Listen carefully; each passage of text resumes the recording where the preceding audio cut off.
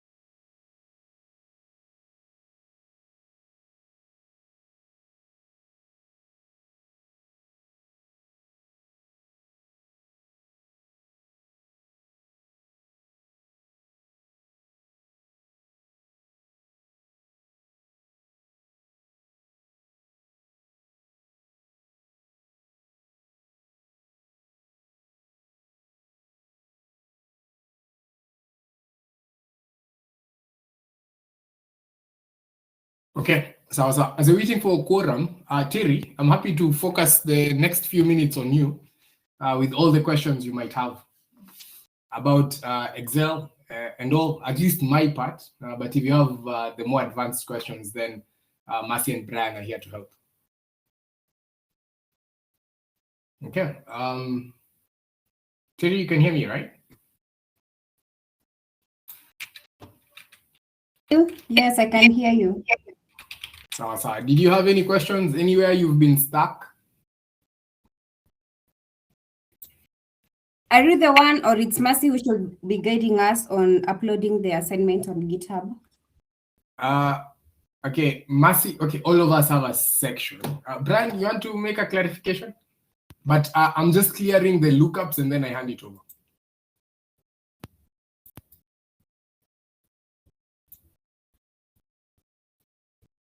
You can hear me, Terry? Yes, I can hear you. Yeah, so I'm just handling the lookup bit that people didn't understand. Just dissect it. I'm handing it over to Brian. Mwanyumba, I'm guessing it's you next, right?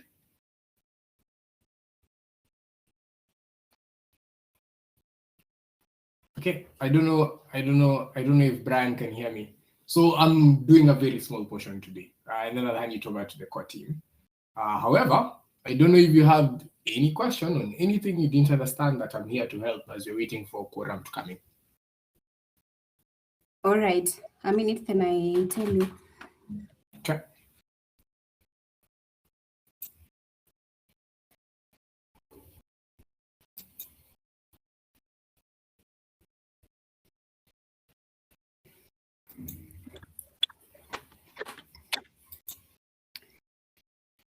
Cyril.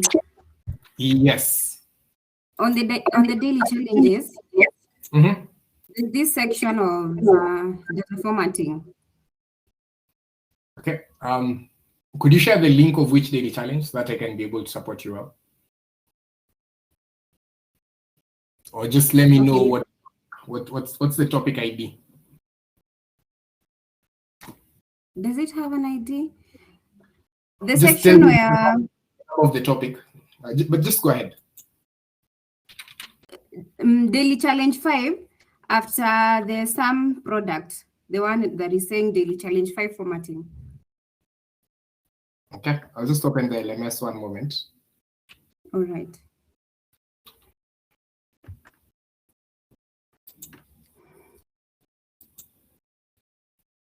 Okay, I can see we have someone new who's joined in. First of all, I don't know what should be the quorum. That's for Mercy and Mwanyumba. What number should we reach, and then I just go ahead and not wait? Aim for 5. in the interest of time, we aim for 5.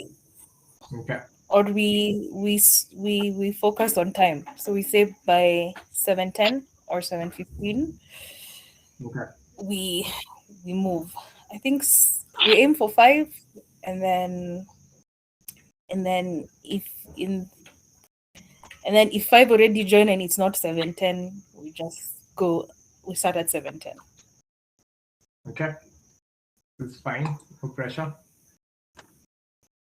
Thierry and Grace. Oh, go ahead, Cyril. Sorry. Actually, it's fine. You've said daily challenge 5. Yes. Which topic is it? 1.3, 1.4? If you don't mind just sharing that. I'm not sure the Nini. Let me confirm. Let me join the LMS, then I confirm and tell you. Because Okay. I have already downloaded the document.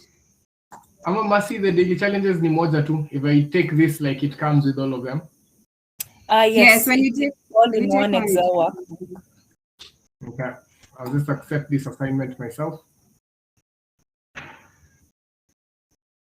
So I'll be able to do, okay, I think I'll be able to see daily challenge 5 when I open that GitHub.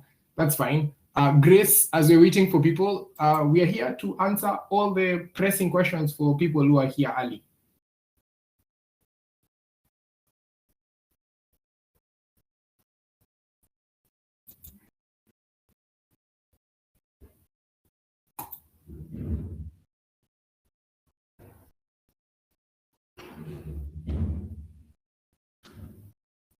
Grace, you can hear us?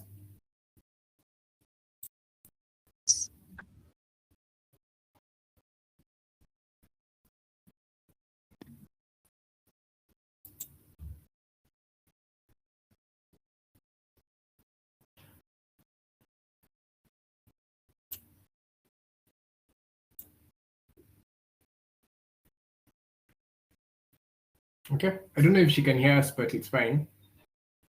Awesome. So Terry, because I can't hear from Grace, could you share Yes. share your screen? Let's see what you have. You're the only one here, so we are happy to give you one-on-one support.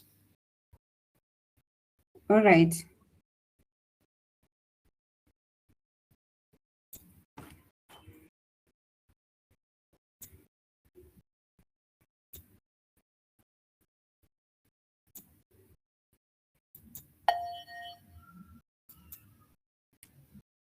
I'll stop sharing so that you can do that. Okay.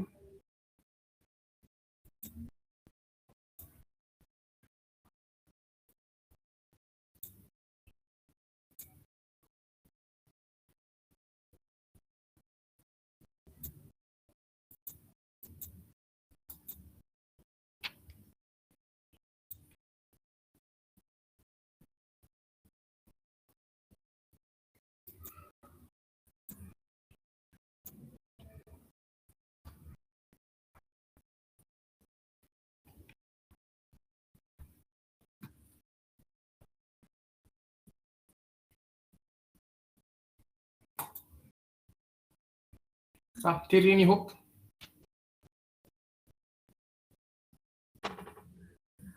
Yeah, there we go. You can see it. So you're talking about the question on conditional formatting, yeah? Yes. Okay, it's fine. Are you able to see it from your side? Yeah, I can see your screen pretty well.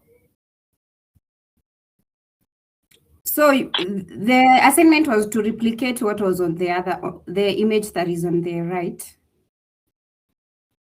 Okay, so stop hovering over Excel so that you can see your screen fully. Okay. You just switch to the other screen and then don't hover over the I don't know what they call this toolbar at the bottom.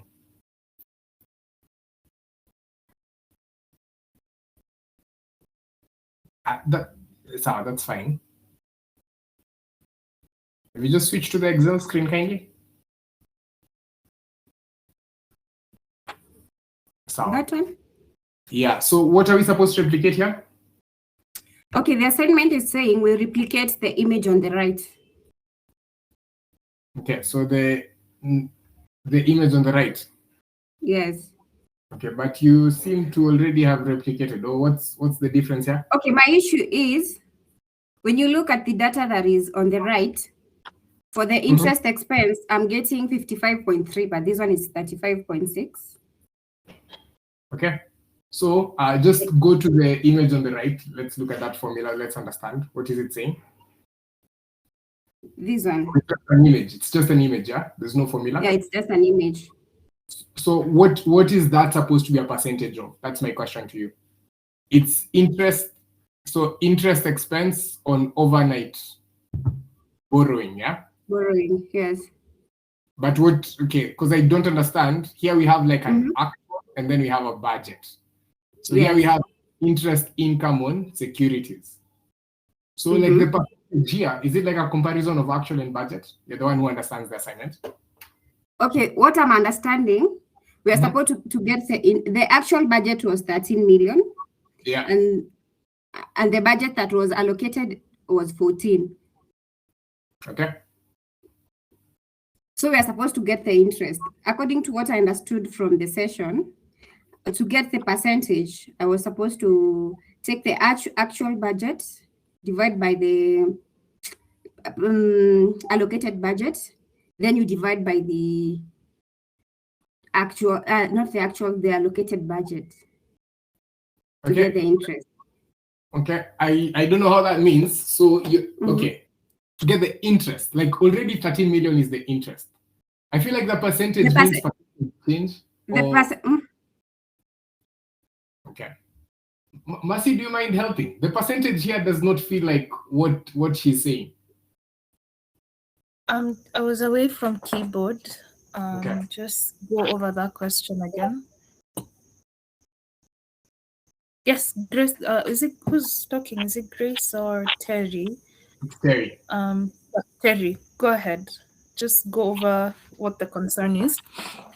Okay, my question is, for this assignment, we were being told to replicate the screenshot on the right. So we were supposed to calculate the percentage. I was asking for the guidance on that because whatever I'm getting and what is on the right is not matching. It doesn't have to be, what's it called? I don't think it needs to be word for word. We just want to see if you know how to use the icons, if you know how to do conditional formatting. So even if the metrics, even if the numerical values are not exact, we just want to see you used the correct formula. Even if it's not, it doesn't have to be 2.5 to 2.5, 35 to 6. So interest income on securities. So actual and budget. So these are like items, and then probably the percentage is like the percent difference between the two. Yes. Right? Yeah. So get the percent difference between the two. It's usually the percent difference on what you actually used versus what you had budgeted for. Right? So if you used 13 and you had budgeted for 14, it means you're saving a portion. So it cannot, I don't think it can be negative.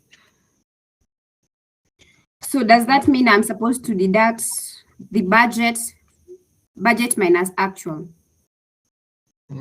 Actually, for this one, I think it might be because it's. I feel like it's supposed to be budget minus actual. I really don't know because the image is saying negative. Mercy, you're saying it's not supposed to be negative, but it's a negative thing. Usually negative. No. So it's usually actual over what was budgeted. Yes, actually, yeah. So this is actually supposed to be positive. Yeah, for budget it's different. I've been doing differently.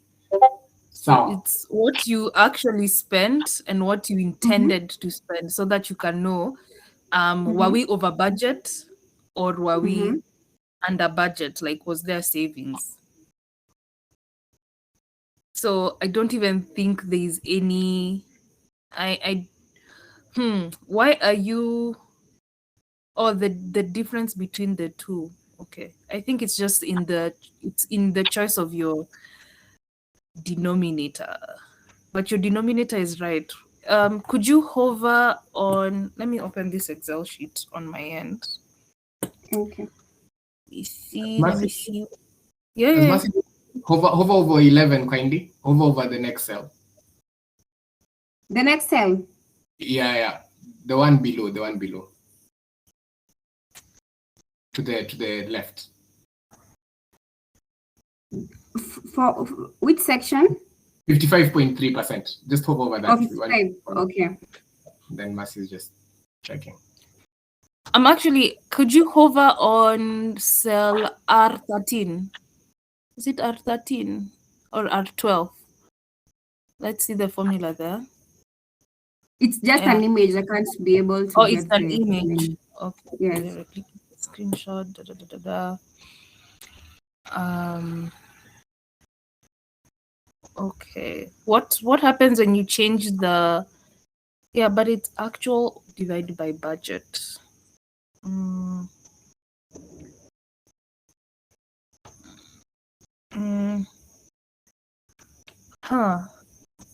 I think don't focus on the, but let me try it on my end and then I give you, so that I actually see if I can replicate the 35.6% myself. Okay. Yeah, let me try it. I'll give you an answer by tonight. I'll just work on the worksheet after this class. Oh, I think with that said, Mercy, 2 people, quorum is really bad. Yeah, we proceed. Okay, so guys, okay, not guys, just Terry and Grace, right? Mine's going to be very simple. I want to take the least time possible so that we can cover lookups and some ifs, and then that's going to be well said.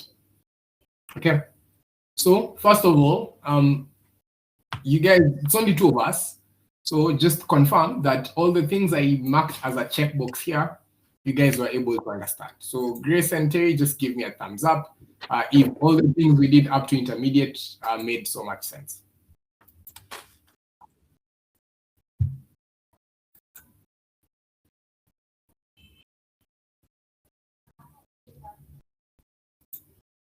Okay, any thumbs up?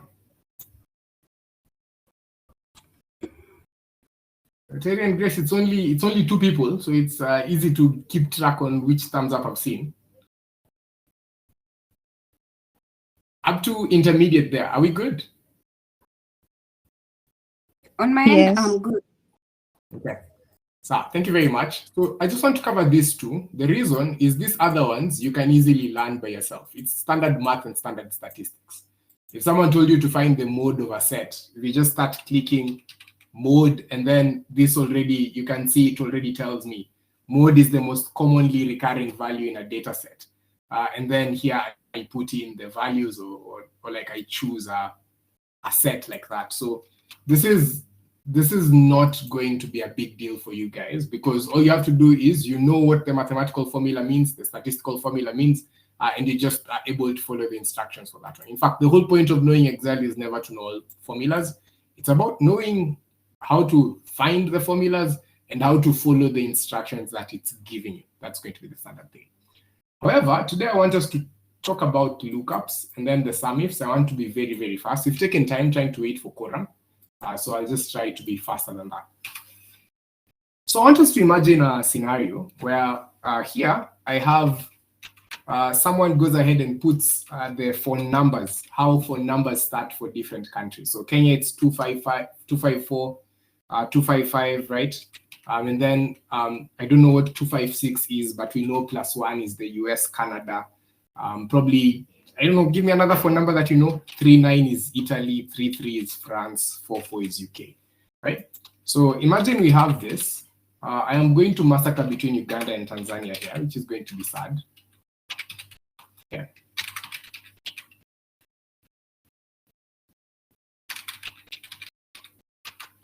Uganda, Tanzania, and then here we do United States. So we do US. Cool. Don't show this again for 5 minutes. Let me just do that. And then this one we know is Italy, France. Okay, and then this looks like UK.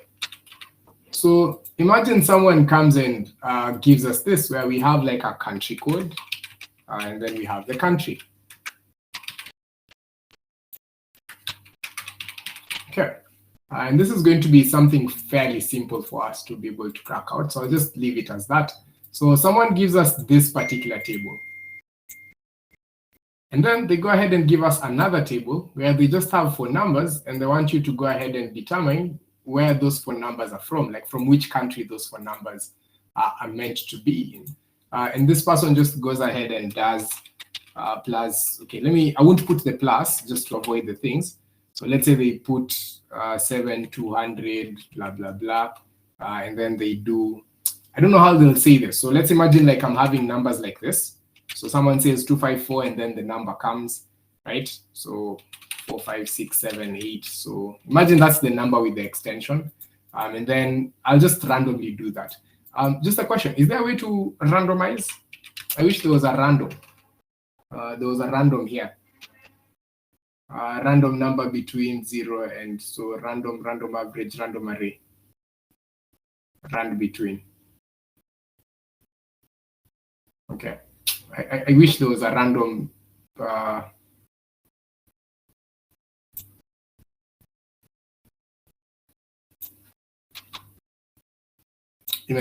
so this is fine. I'll just randomly do this. My apologies. So imagine we have another person. So these are all different numbers of people. So they are all random, and then all of them have different country extensions. So some of them are 254, some of them are 44, some of them are 33, and then we have one here that's 39, and then we have 256, and then because there's more Kenyans here, we have 254. Cool. And so someone gives you now the data set of these are the phone numbers, or these are my customer leads. So these are my customers. Okay, and someone goes ahead and tells you this is the code, they get it, and then this is the actual number. So this is the phone number. Cool. And then someone goes ahead and tells you how many, what are the number of customers I have from different countries, right? So I want us to understand this to be precise when I come down to this data set, so that we understand the problem scope first. Okay. I really need this to be cleaner. That's it. So this is the data set that I have been given, right? So we have only 2 layers where I have the number of my customers, probably I have the emails, and then the country code is separated from phone numbers. And then someone just wants you to go ahead and tell us where are our customers mostly from? And that's the base question that you're supposed to answer. Now, if imagine this data set had 1,000 or 10,000 entries, it is not feasible for me to start going ahead and writing, this person is Kenyan, this person is Tanzanian, right? Like that does not make so much sense. Like I can't start keying in one by one till I am done. It just does not make any sense for us. And it doesn't make any sense, particularly, and in this particular sense, if we already have another sheet where we've already encoded the country code, the country and the code, where like I have the code and the corresponding country. So it does not make sense for me to start filling this in one by one. That connection is just going to take too long. So imagine if this was, just extremely large, right? And this is where lookups come in. Lookups come in where we want to cascade down. So just let's take an example. We want to cascade down a particular value based on something that's found in another sheet or in another table. Does that make sense? Do you understand the problem set here? So I want to be able to encode the country for each and every single phone number. In fact, I'll write it down here. So I want to go ahead and say for every customer, I want to encode their country. However, my data set only has the country code, but I know I can deduce this country from the country code. Are we together now? Terry and Grace? Yes, we are together. Grace, the problem set is understood? Because I feel that's what I didn't explain well. Okay, awesome. So now we go ahead and ask ourselves, we implement the lookup. And I'm just going to start the formula as lookup, and I want us to read the instructions that's coming in here. So for a lookup, it's telling us to first of all identify the search key. And the search key is, what am I going to be connecting? In this sort of instance, I want to be reading the code as my search key. So just my apologies, this is on the wrong layer. So I want to come in here. So here, I want to be looking at this K23. So I want to look at that code, right? And then from that particular code, now they're telling me, if this is what I'm searching, where am I going to be searching it? So that's going to be the search range. Or other places might call it the lookup range, blah, blah, blah. So I just want to go ahead and look for this particular code somewhere here. And that's going to be the base range, right? And as I find that code, I want you, and this is now telling me the search result array. So it's now coming in and telling us to go ahead and put in what it's corresponding to. So let's take an example here. It's telling me I am searching this. So tell me where I can find this particular code. So I list the range. And the second thing is, tell me where the corresponding result is going to be. So I know the corresponding result is going to be here on countries, right? And now when I close the brackets there, it's able to come off okay for us. Does that make sense? Are we good? Terry and Grace, before I do the autofill, I don't want to do the autofill here. Yeah. So this one gives me UK, which is weird, plus 254. So let's go ahead and say K23.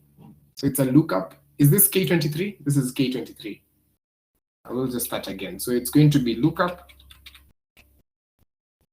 Okay, let's do, this is our search key. And then I'm searching in this particular range, right? And then I'm returning this particular range. Okay, why is it bringing UK? That's so weird. This is 254, right? It's very weird.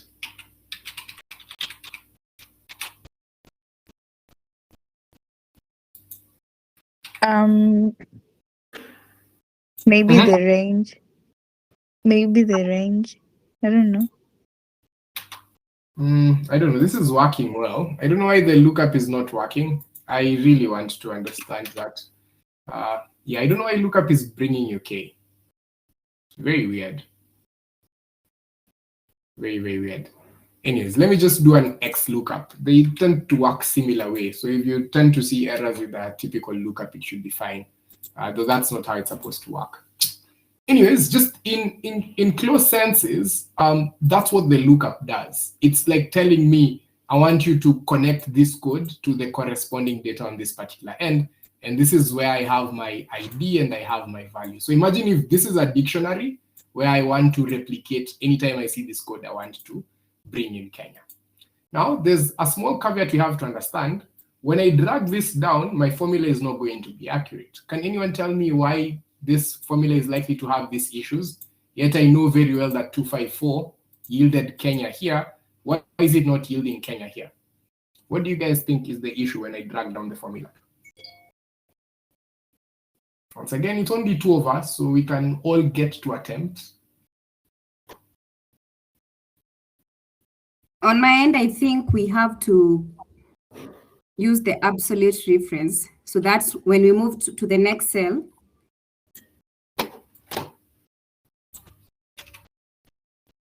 I think I've lost Terry, but yes, Terry, you're very, very right here. It does not make sense. When I drag this, my range changes. So here, like when I'm here, even at Uganda, instead of it starting from, this was K9 all the way till K15, the range I'm searching is now K10 all the way till here. So as I move down, I am changing the range. So you're very right. We need to do like an absolute reference because this range is not supposed to be changing. So the best way to do an absolute reference is to go ahead and encode those dollar signs really, really well. So we can go ahead and even put the dollar sign on both the column index as well as the row index on both fronts because we don't want this search range to change with dragging. What we are happy to change with dragging is what cell we are searching, right? So as I drag this down, I'll go ahead and just put this really, really well. So as I drag this down, I want the search key to change. So if here I was searching K23, here I want to be searching K24. And that's fine, right? So I want that to drag. However, that range is not supposed to change. It's supposed to remain fixed. So now if I keep dragging my formula down, I'm not likely to get the not applicable there. And you can see my my connection is working really well here. Okay, awesome. Thank you, Terry, for that answer. And this is how we do a lookup. It's just as simple as that. It allows us to connect an ID or a key to a value, right, in a data set where that key, that value was not already existent. Is that understood there from a formula perspective and a reasoning perspective? Grace and Terry? Yes. Thank you. Terry? It's understood. Okay, so now that's what we now go ahead and scale. So what do we scale it to? We now come here to orders and order items, and you go ahead and realize that I want to come here and say, I only have a product ID and a customer ID, and then I get those sales. But someone is coming in and telling me, I want to be able to get the sales per category, right? So go ahead and tell me whether it was furniture category or office expenses. Here I can only see 3 categories. So can someone go ahead and answer the question for me? What is my sales per product category? But then when I come to the place where I have the sales counts, I'm only seeing product ID. What should we do here? Grace, you want to try?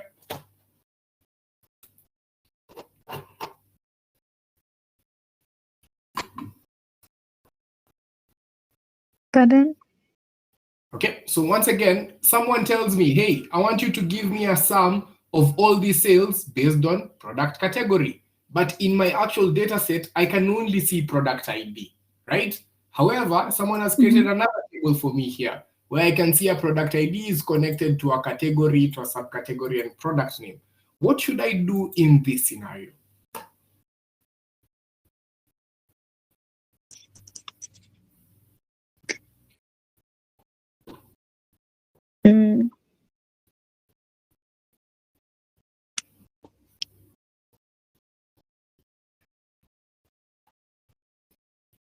Okay.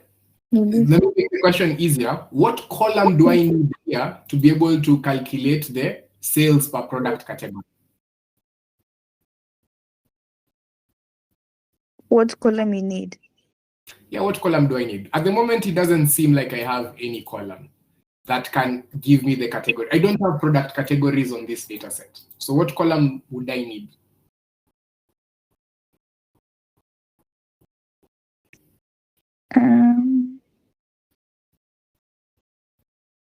The product ID. We already have product ID, that's fine. But someone is asking me to find the sales per product category.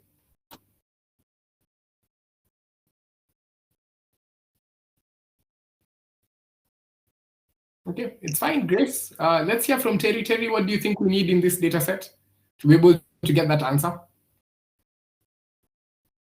I think we'll have to introduce a new column. Mm-hmm. Then we use the X lookup. Okay. Or the VLOOK. Our lookup will be the first product ID. Yeah. So I'll say is X lookup. Okay, so I'm searching for product ID. Then we go to the, which category was it? The products. Okay.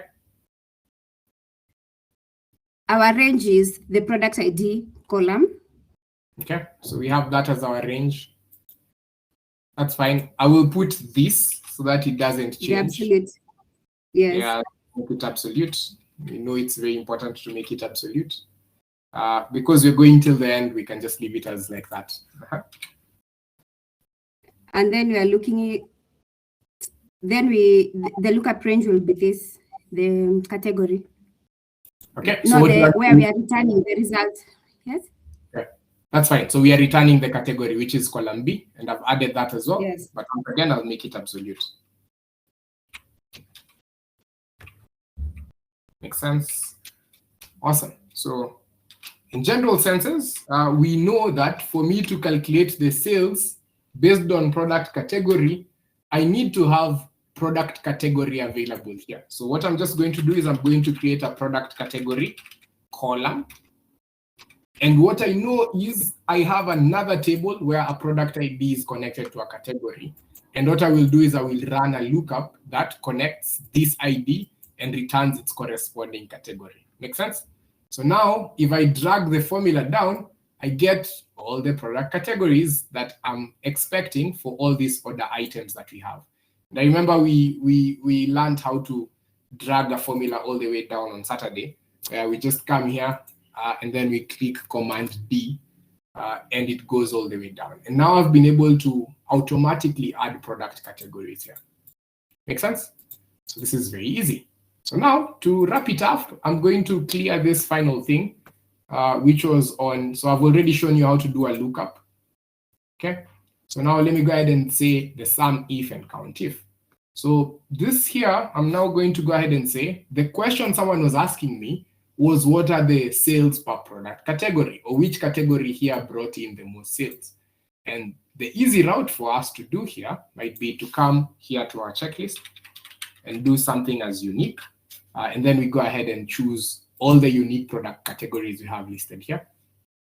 Okay, so we'll just start from F2 because we don't want the title to be included. And these are all the categories. And now on this other end, I am going to do what I call a sum if, right? And a sum if is I can do conditional sums. And this one I want to do a conditional sum where if the category is office supplies, then we'll sum the corresponding sales. Does that make sense? Does that make sense? Are we together? Yes. So I want to return a sum if here, where I just want to get the sales per category. So we already know, like, these are the sales for this particular product, blah, blah, blah. So I just want to sum them only if the category corresponds here. And this is how we're going to run our sum if, almost similar like a lookup, right? So I will do like a sum if, and in this sum if, I'll go ahead and say, it's telling me to choose the range, not the sum range, the range, the criterion, and then we return the sum range. So the range, first of all, what will I be checking? So I want to sum if the product category is office supplies. So for example, I will come in and they say, I want to sum if based on that column. So we are doing a sum based on the product category. Once again, like a lookup, it is very essential to have things to be absolute in this instance. Okay. And then it's now telling me, after choosing that range, I encode my criterion.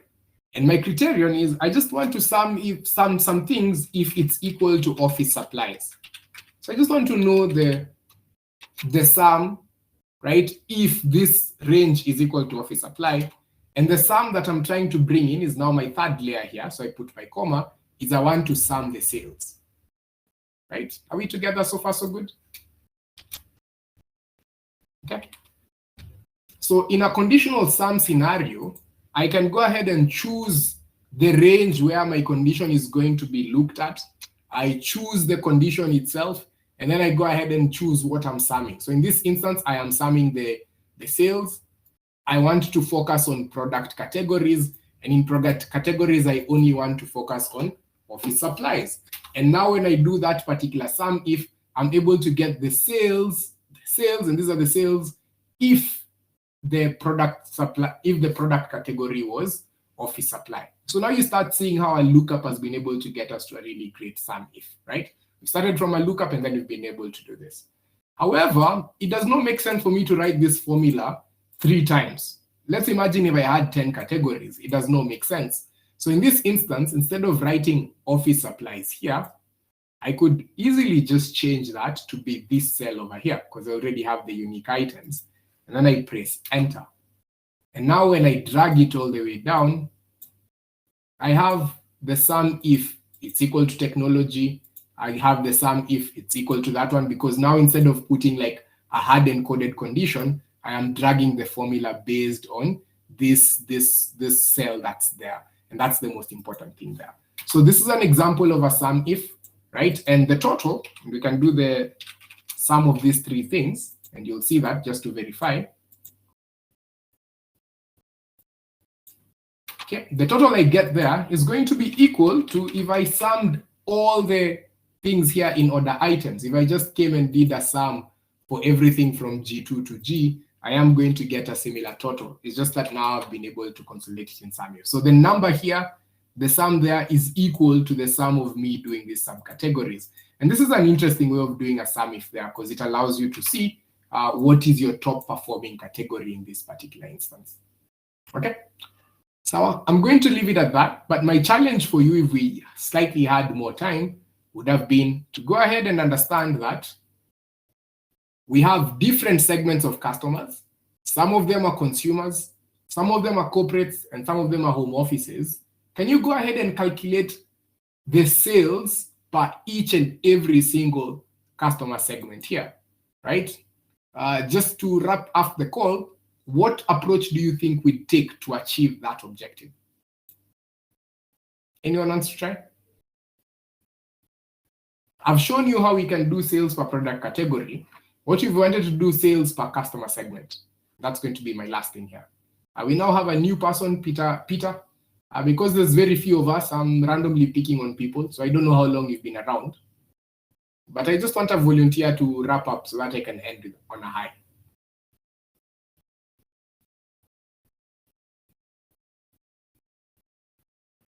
Anyone?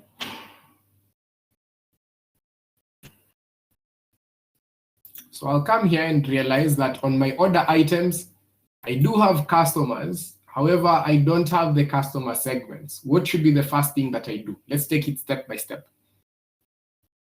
Grace, you want to try?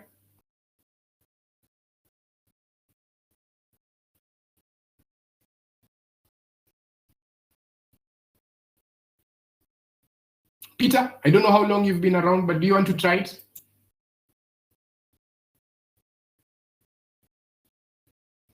I can try. Okay, go for it. Yeah, I've just joined, but I can try. Okay, so can you repeat the question? So in the previous one, we only had product ID, but we wanted to do sales per product category. So what I decided is I use the product ID to run a lookup to return the product category. And then the moment I have product categories and sales in the same data set, I was able to do a sum of sales for each and every single category. That's how I was able to do this final checklist, right? But now my question for you is, what if I wanted, once again, to get the sales per customer segment? Here I only have customer ID, but I have another data set that connects customer IDs to segments, right? To countries, to states, to all that, right? That can be very, very interesting. How do you think we should approach it? So the first thing will be to add a new column between customer ID and the product ID. Okay, that's fine. Then we will do X lookup. Okay, this is fine. Just go ahead. I don't want to do the formulas because time is not on our side. So we'll do a next lookup. And what result are we going to be getting here? We're going to be getting the customer segment of every customer ID. Okay, thank you very much. So here in this column, we will do a lookup to return the customer segment. Thank you. And then what's going to be the next step after getting the customer segments for everyone?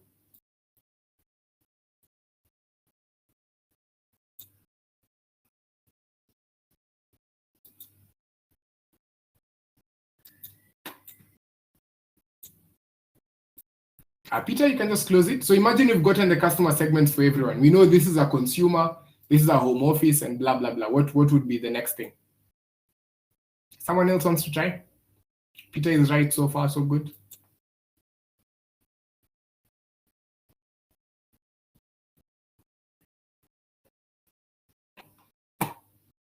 So, Marcy, I know time is not on my side.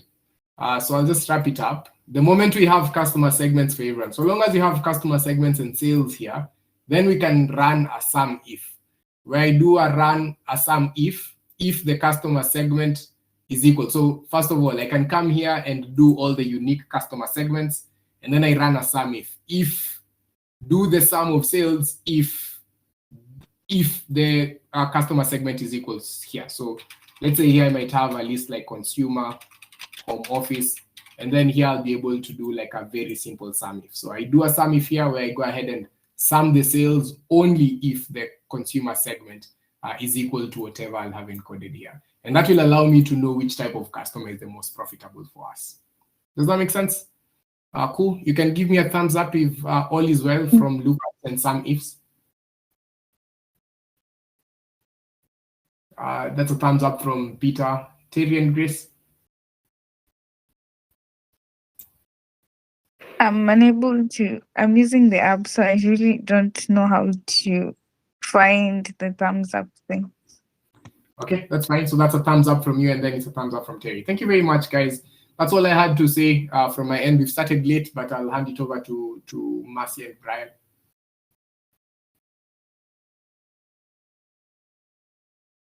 Awesome. Thank you so much, Cyril.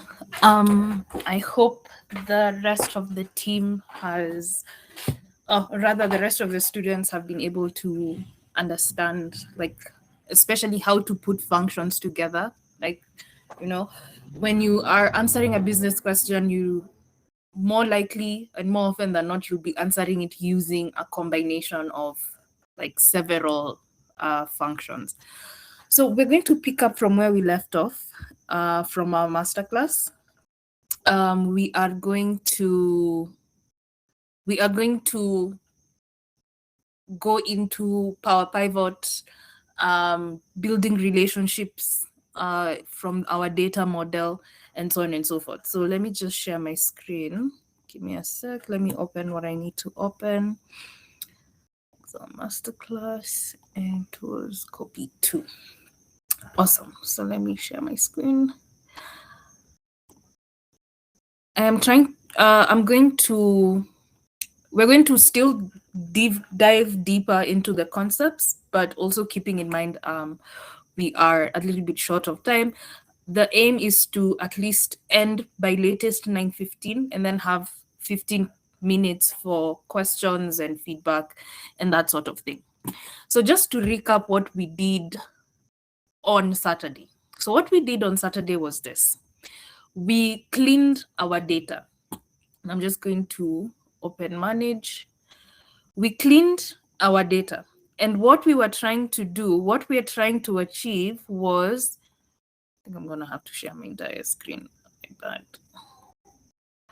What we are trying to achieve is we are trying to build out this dashboard. This is what we're trying to achieve, or a very close replica of this right here, okay? So in order to do this, our data is coming from various sources. I think we counted about 5 sources. So we have sources on the population of Kenya broken down per county. We have how much yield each county produces, the stunt rate of children below 5 across various counties, the food prices from 2006 to 2025, and so on and so forth. So what we did was, on Saturday, we prepared our data. We pre-processed our data. That's cleaning our data, handling any missingness, creating new metrics from the data we already have, and so on and so forth. And with every data that we cleaned, we loaded that data to our data model. And I'm just going to close this so you can appreciate how I got there. So copy 2 is just the name I've given this Excel workbook, which is to reference that I'm copying the original dashboard, but I should probably change the name of that workbook to be more descriptive. So we loaded about 6 data sets to our data model. So how can I view the data model so that I can be able to make relationships across those different tables? How you do that is, when you open your Excel, right? So I want you to go back to the workbook you were working on Saturday. When you open your Excel, you will have this Power Pivot tab. Okay, so we said Power Pivot is like the engine for your data modeling. It's the engine for your data modeling in the context of Excel.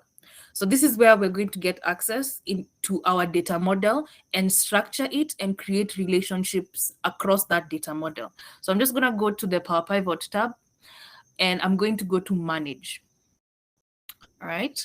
Now, when I go to manage, it's going to open the Power Pivot window, right? So in this Power Pivot, it's going to show me, it's kind of like its own workbook, right? It's going to show me each and every data set, or let me say each and every data set that you loaded into the data model. And remember, when you're loading into the data model, you're loading them as tables, right? So it's going to show me each and every table that I loaded to the data model. So I have a table for food prices. I have another table for crop production. I have another table for stunted growth. I have another table for food expenditure, and I have another table for population growth. Now, if I want to create relationships across these various tables, what I need to do is, right now we are in the data view. You'll see in the home tab, when you click, you have the home tab, the design tab, the advanced tab. Majority of the time will be in the home tab or the design tab. So in the home tab, in the very last group of the home tab ribbon, you have this group called view. So under those views, you have the data view, which is the current view right now, which just shows you the table views of all your tables and all the various data sets you've loaded into the data model. And then we have here the diagram view. So I want you to click on that diagram view. Now, when you have the diagram view, it's going to show you all your data sets, or rather all the tables in your data set. So we have the food prices there, you have the crop production, you have stunted rate, you have food expenditure. Let me just clean that. You have food expenditure, and there should be another one. Let me see. Here we go. And we have population data. Now, I want you to notice something. Let's just go back to the data view. So when it comes to food prices, right? Food prices, we have the date, the admin 1, which is probably the old provinces, and admin 2 is the counties. When it comes to crop production, you have the county name. When it comes to stunted growth, you do not have the county name. What do you have? You only have the county code. Now, if we use the county code to make our charts, like the charts will be unreadable, right? Because I think the only county names, the only county codes I know is Nairobi because it's 47, and I know Mombasa 001. So we need to find a way to also get the county names. So our data has the county codes, but it doesn't have the county names except for our crop production data. And same for the food expenditure, it also has the county codes, but not the county names. And same for population data, which also has the county codes and not the county names. So what we need to do is we need to add the county names, okay? So I need to add a new table. Let me see if I already have the county names in my data set. See if I have this, and here it is. So I already have this data. Let me just get that and push it to where it needs to be. There you go. So what I need to do is I need to add this county data, because this is just a table that has the county codes and the corresponding county names. And such a table or such a data set, we call them a dimension. We call them dimension tables. So we have two types of, like when you're building relationships or when you're building the schema. Remember we said you can think of Power Pivot as the way it stores and the way it interprets or represents data in the data model. You can think of it as a database. And how a database works is that it stores data in tables, and these tables are linked to one another, right? So you can have two types of tables. You can have what we call dimension tables, and you can have fact tables. And a really good way to know how to differentiate the two is the fact table usually contains the numerical data. Then the dimension table contains the categorical data that gives you context about what the numerical data is. From our example here, food prices is a measure. It's a dimension table. It's a fact table because it contains facts, right? The facts it contains is that it contains numerical values of food prices, and it contains numerical values of food prices of where, of counties, and that county data is stored in the dimension table, which is the county table. So we're going to go back to our Power Pivot, not really Power Pivot, to our Power Query, and we're going to get that county data. So we're going to get it from an Excel sheet or a CSV, and it's the same process we're doing for the same process we did on Saturday of, importing data into our data model. So I'm just going to go to data sets. It must be a CSV. And here we go. We have the county table, and I'm going to import that, and that loads the Power Query window. Here we go. And I don't think it needs any transformations. I can go ahead and just load to,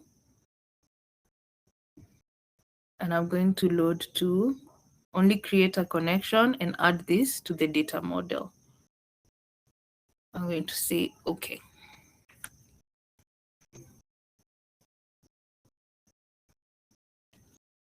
All right.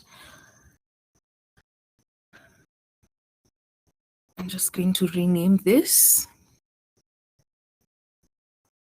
Instead of sheet 1, I'm just going to call it the county dimension table. And you can give it any name. I just want to make it clear in my data model that I know this is a dimension table. And there you go. Close and load.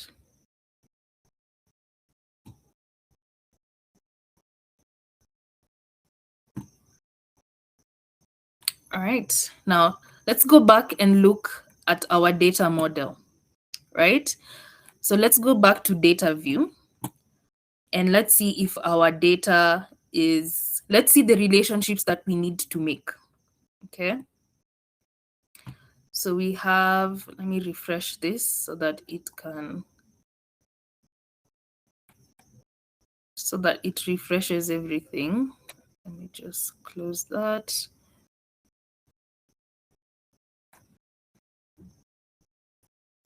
Let me refresh all.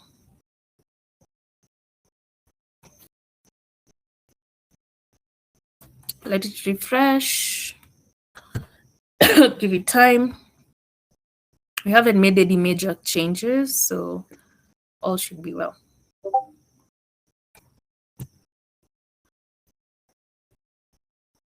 Okay. There you go. Now, once it refreshes, it can now pick the name. I want you to notice something, right? Now, in our crop production data set, we actually have the county names, right? We actually have the county names.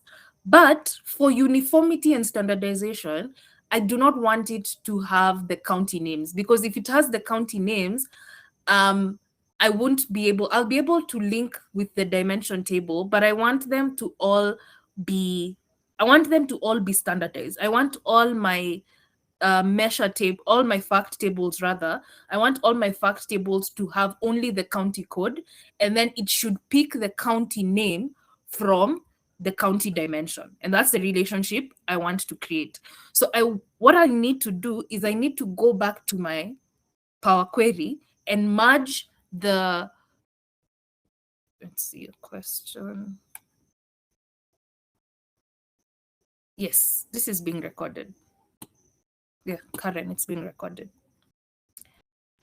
Okay. So I want to change this. I do not want my count. I do not want this column to be the county names. Rather, I want it to be the county codes. Why do I prefer it that way? For standardization, so that when I am building my charts and when I'm building the relationships, all of my charts, all of my pivot tables are always taking the county name from the county dimension table and never from the individual tables.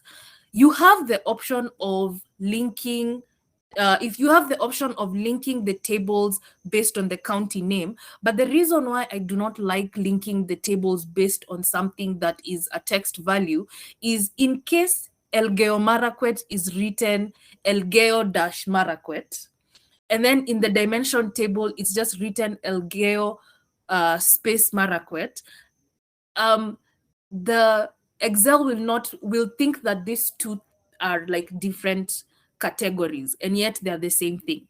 So I usually prefer, or it is preferred, or it's less error prone if it points to something like a code, because 1 is 1, 2 is 2, 3 is 3. But Elgeyo Marakwet, Garissa, Tana River, like those things can be written in a different way. And this is something I had already noticed about the data.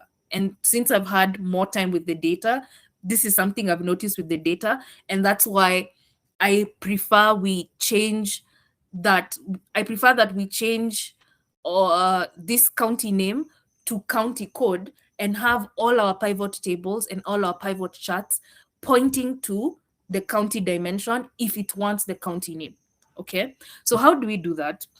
We can do that by merging these two tables. So I'm going to merge the crop production table and the county dimension table based on the county name, and then I'm going to drop the county name. And let me just show you that in practice. So we're going to go back to our Power Query. I need was it crop production or food prices? Yeah, it was crop production. It was crop production, right? Let me see. Yes, it's crop production. So I'm just going to click on this and it's going to open Power Query. Wait. Then I am going to go to merge queries. All right. So you have two options. You can either merge with another query already in the book, which is, these are all the list of our queries. We have 6 queries, which is food prices, crop production data, stunted rate, food expenditure, population data, country dimension, etc. Or you can merge as new. So I want to merge with a query that we already have. And here's my crop production data. And I want to merge the county with the county dimension, and I want to merge it on county. So I'm merging county to county. So this first section here, it gives you all the columns in the table that you want to merge. In Power Query, each and every one of these tables are called queries. So it gives you the preview of that table, and you have to and then on this drop down here, it gives you a drop down of all the other tables. So I am merging the crop production table to the county dimension table, and I'm merging them based on the county. So these are the two columns that are similar, right? So I'm merging based on those two counties, and I'm doing a left merge, and the joining tables and how to merge will be more expounded, and even joining tables and how to merge will be more expanded when you're doing Power Query, but in Power BI. Okay, I'm just touching on this because it was important for us to do this in order to get the dashboard that we desire.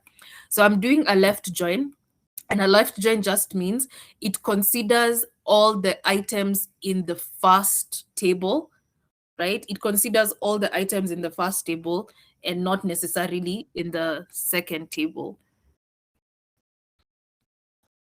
You merge the tables or you index match? No. So you merge the tables. You don't index match. Index match is an Excel like function, but here Power Query treats them differently. It operates slightly differently.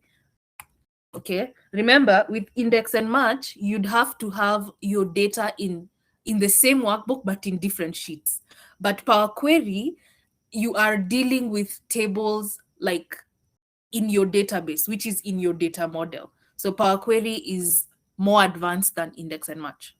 Okay, so index and match is only applicable to Excel, and then merging of queries, this is a function and a task that can be done on Power Pivot, not Power Pivot, on Power Query, and even on Power Query. Merging of queries is in Power Query. Okay, so I'm going to do a left join.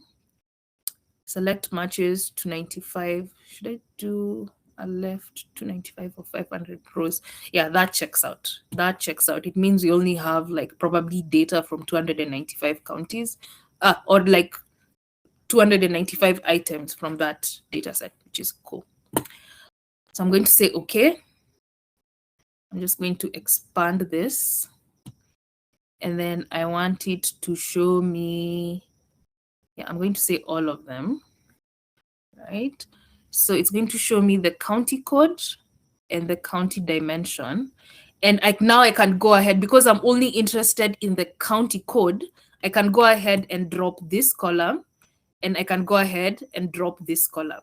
All right. And even if I leave them there, I won't use them. So I'm just going to go ahead and choose the columns I want. And I'm going to drop county, because when I'm referring to county name, I always want it to point to the one dimension table. Then I'm just going to drop this as well. Then I'm going to change the name for this. I'm going to call it county code like the rest. And then we said this was tons per hectare. And I'm just going to change that as well. And there you go. Now I can go ahead and close and load. There you go. So let's check it out. Let it load all the data. And there you go. It has loaded into our Power Pivot. So I can go back to Power Pivot and check out how my data looks. Let me close this. Yeah, there you go. And I can check out how my data now looks in the crop production. Let me just refresh.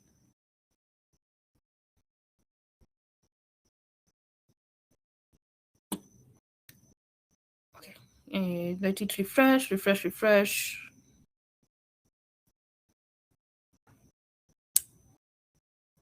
Allah. Why is it not showing this?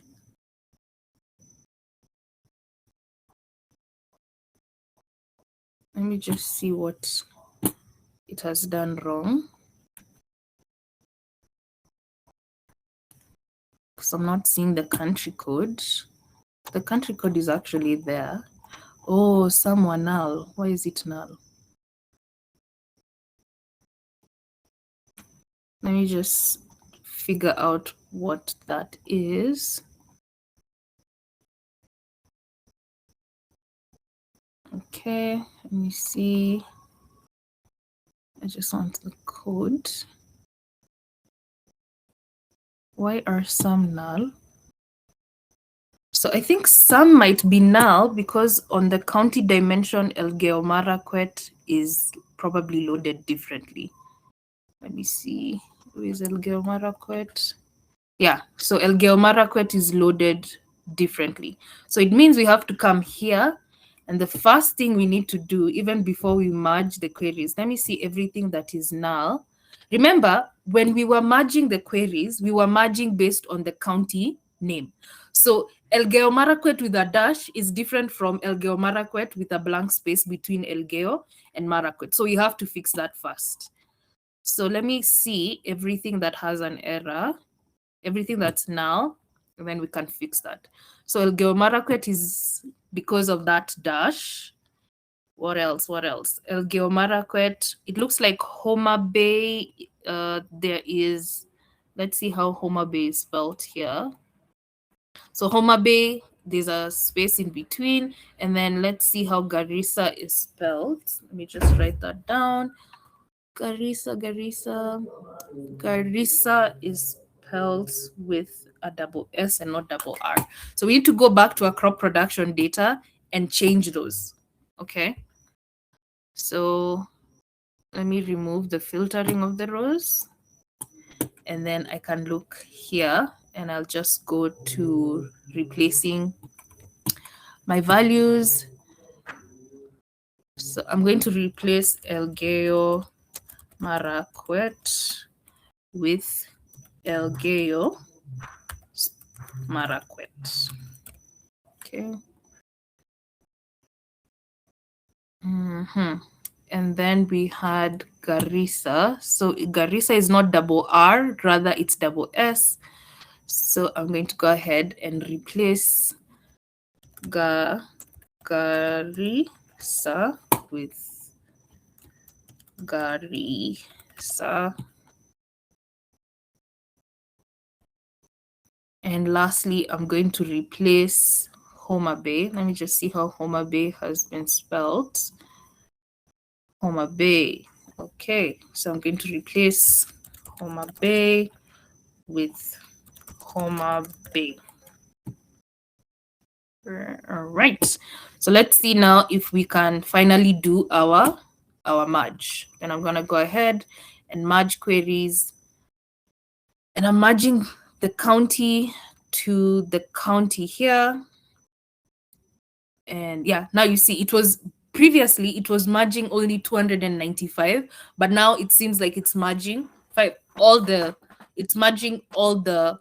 rows pretty much. So I'm going to do okay.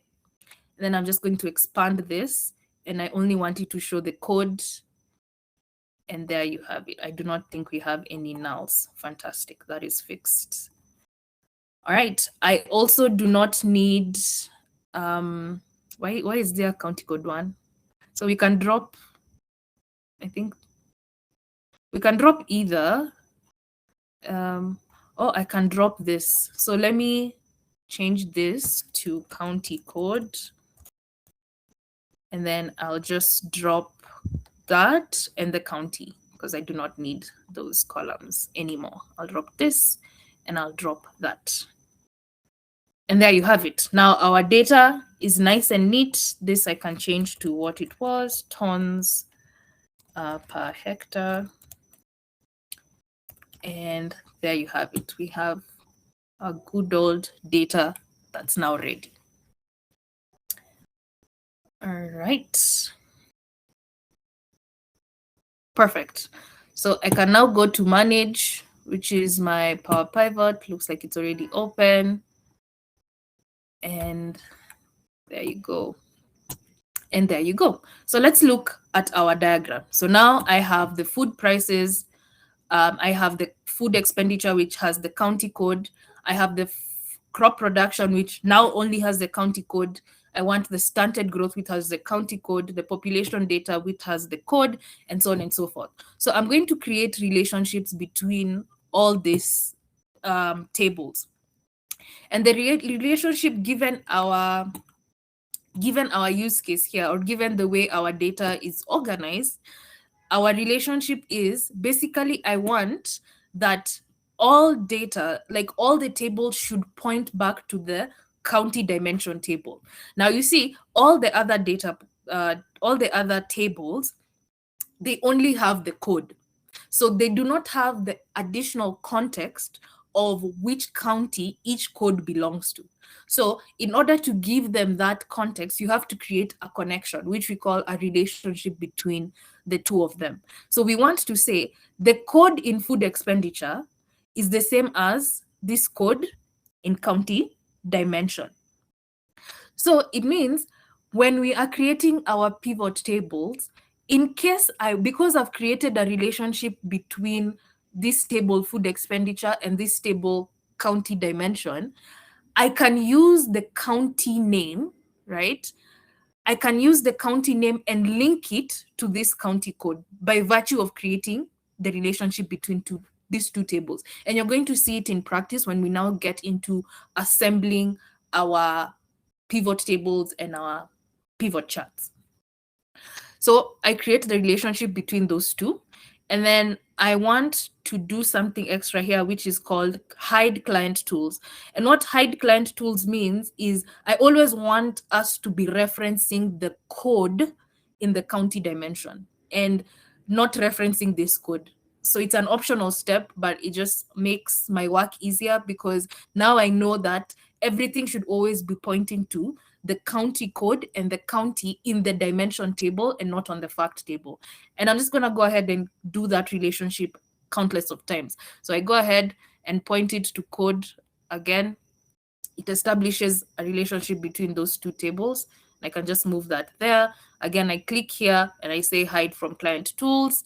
I do the same process here, which is county code linked to this code.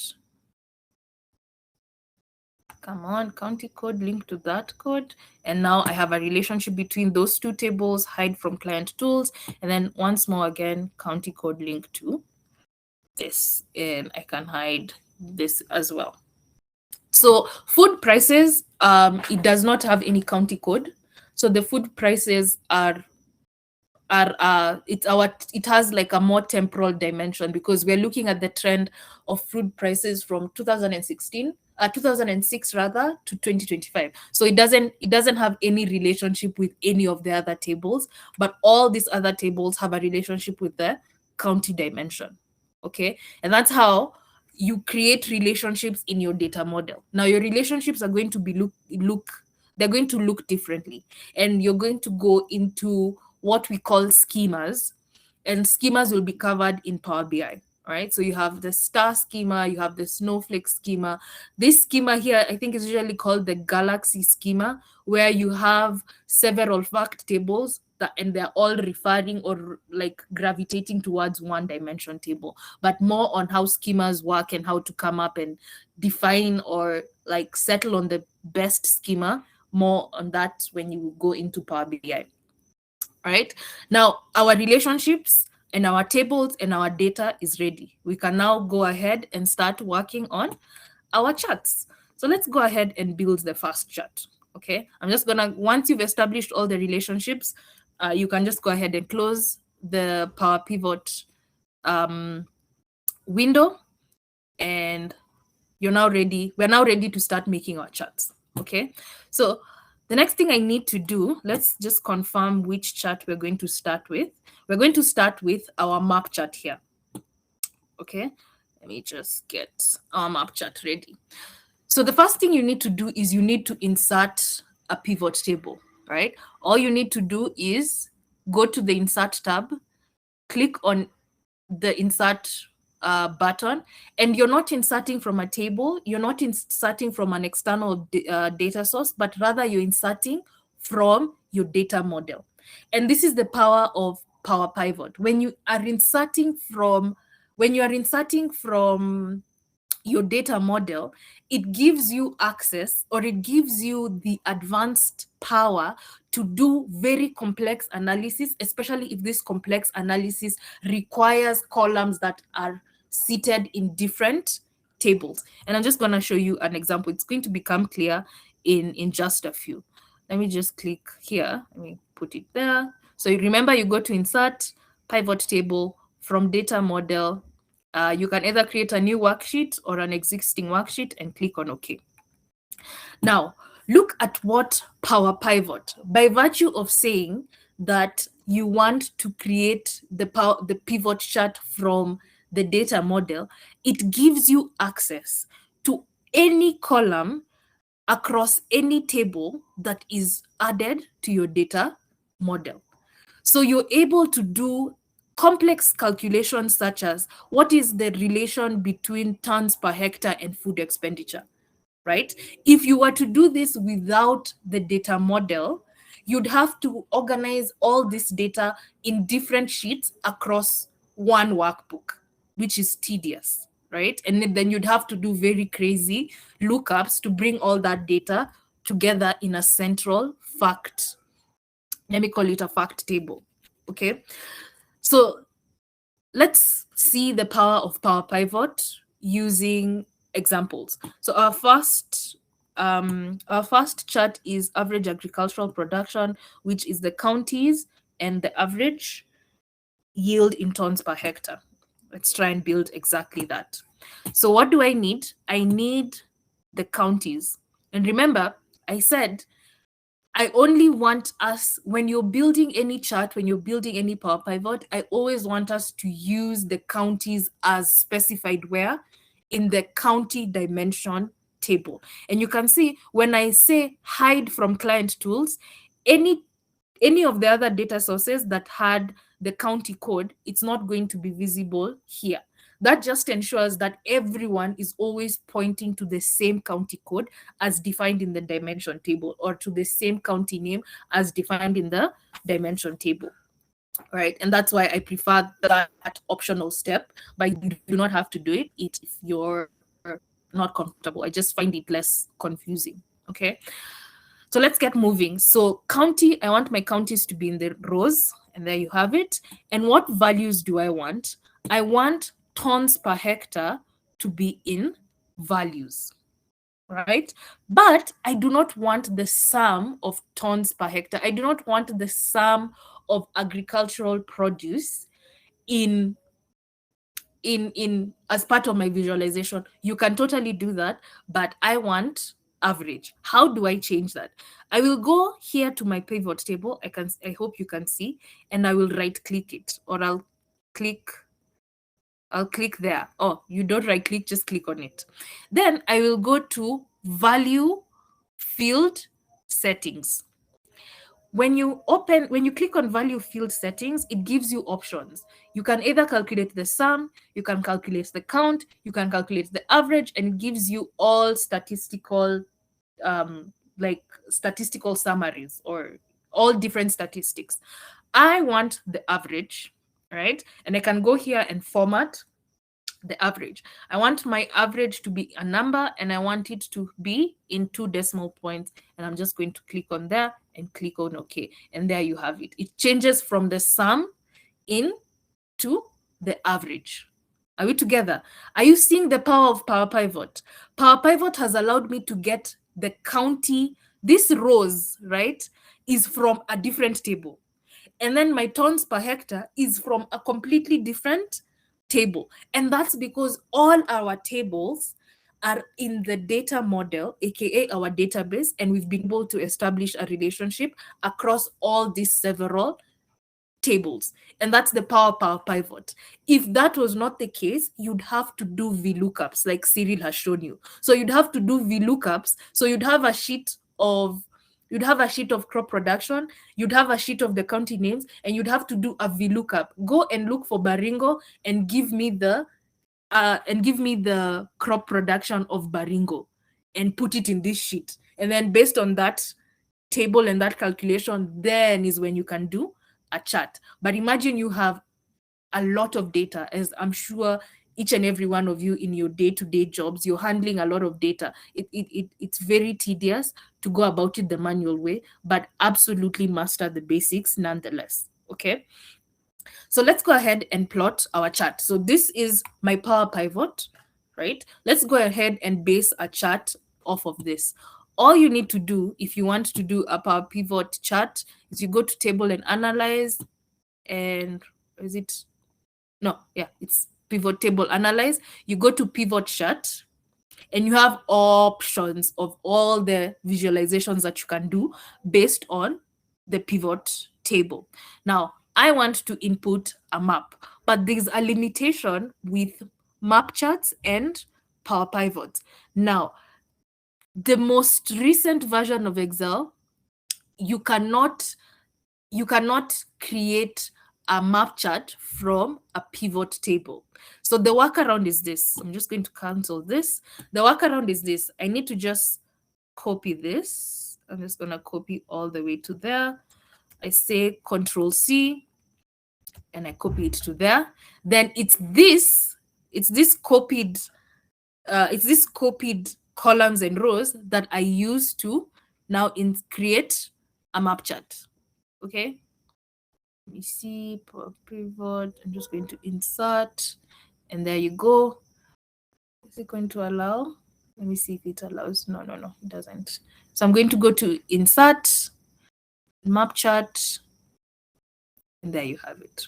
Now, the beauty with Excel and how it works, like in the background, it knows how to, what it does is it looks at Baringo, Bungoma, Busia, Elgeyo Marakwet, Embu, and all the county names, and it knows how to like transform them, or it knows how to interpret them as geography, right? So that's exactly what it does. It looks at these names and it says this must be geography, and then it kind of looks for the polygons and like the geographical features to represent those like variables that it has like figured out that they are geography. Okay, the only downside is that sometimes they are not as accurate. Like if you look at the polygon for Nairobi, it's probably not the most accurate. The polygon for Garissa, it's not the most accurate, but it still does,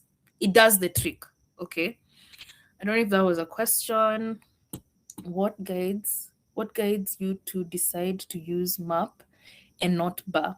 It depends, Karen, on the data story that I want to tell. I just feel like the map chart gives a better story, because what does the map chart do? The map chart is in essence telling me the darker the places, the more that county is producing agricultural yields on average. Okay, so for me, this tells a better chart, a better story.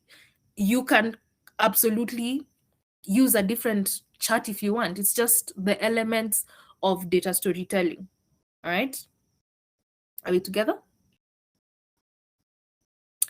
Okay, so I'm going to expand that. But remember, the reason why we use pivot charts is this. Remember on Saturday, I told you the beauty of doing Power Query, Power Pivot, data modeling is that Power Query stores it stores a set of all the transformations you've done, right?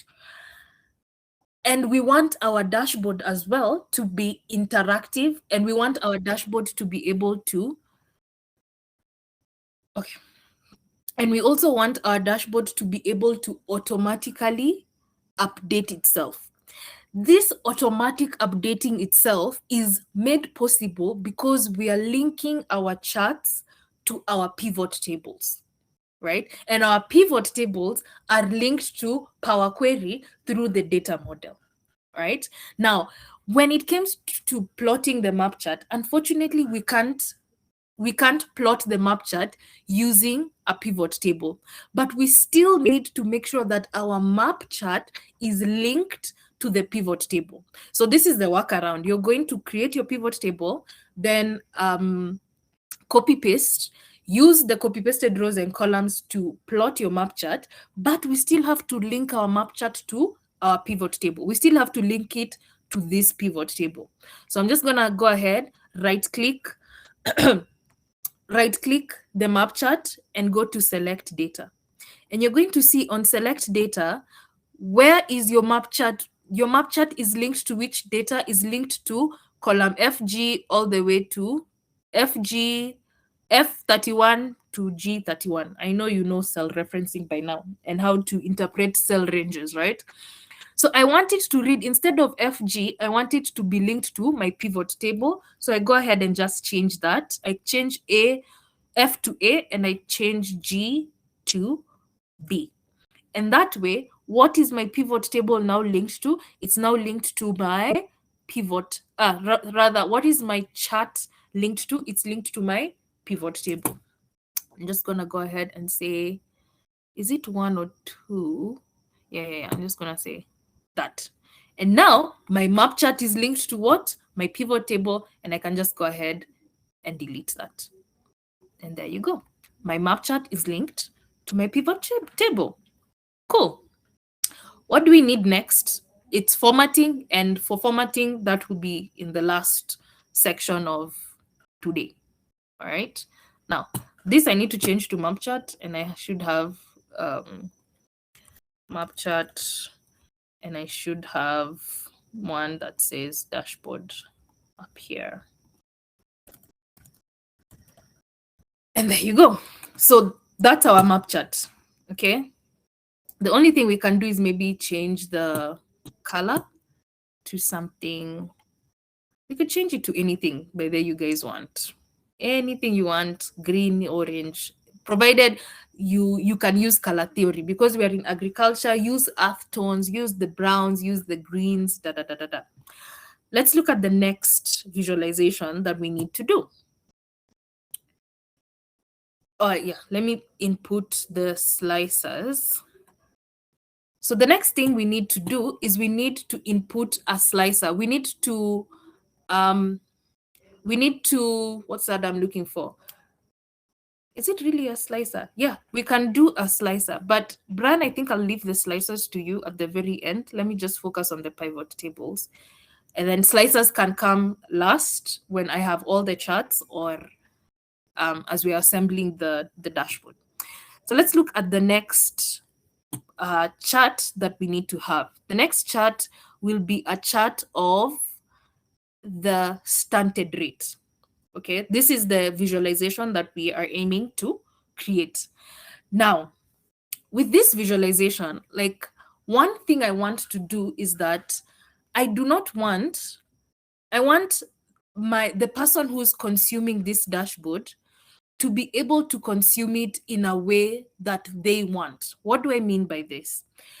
So there are a lot of, this is a visualization, or let me just go here. This is a visualization of the stunt rate, which is like the malnutrition rate, or how stunted children in each and every one of these countries are. Now, it's very overwhelming to consume all this data at a go. So it makes more sense if I'm able to allow the user the option of consuming it, or deciding for themselves how they wish to consume this information. And a really common way is building what we call a top N chart. Top N just stands for user is able to filter. I just want to see the top 10. I want to see the top 20. I want to see the top 15, or I want to see the top 30, or I want to see all of them. So in order to make a chart that dynamic, you can see I've clicked on 10, it only shows me 10. I've clicked on 20, it will adjust the map automatically to show me only 20. I've clicked on 30, and it's going to do that, and so on and so forth. Now, to be able to access and implement and apply this level of dynamism, we have to use something called a DAX measure. And DAX, like I said on Saturday, it stands for Data Analysis Expression. And what a DAX measure does, if I'm not even going into the technicalities, what DAX allows us to do is it allows us to calculate, or rather to do calculations on the fly. What do I mean by on the fly? The moment a user taps on 20, what DAX does, it updates the pivot table that is linked to the pivot chart, and that's how we are able to update the pivot chart.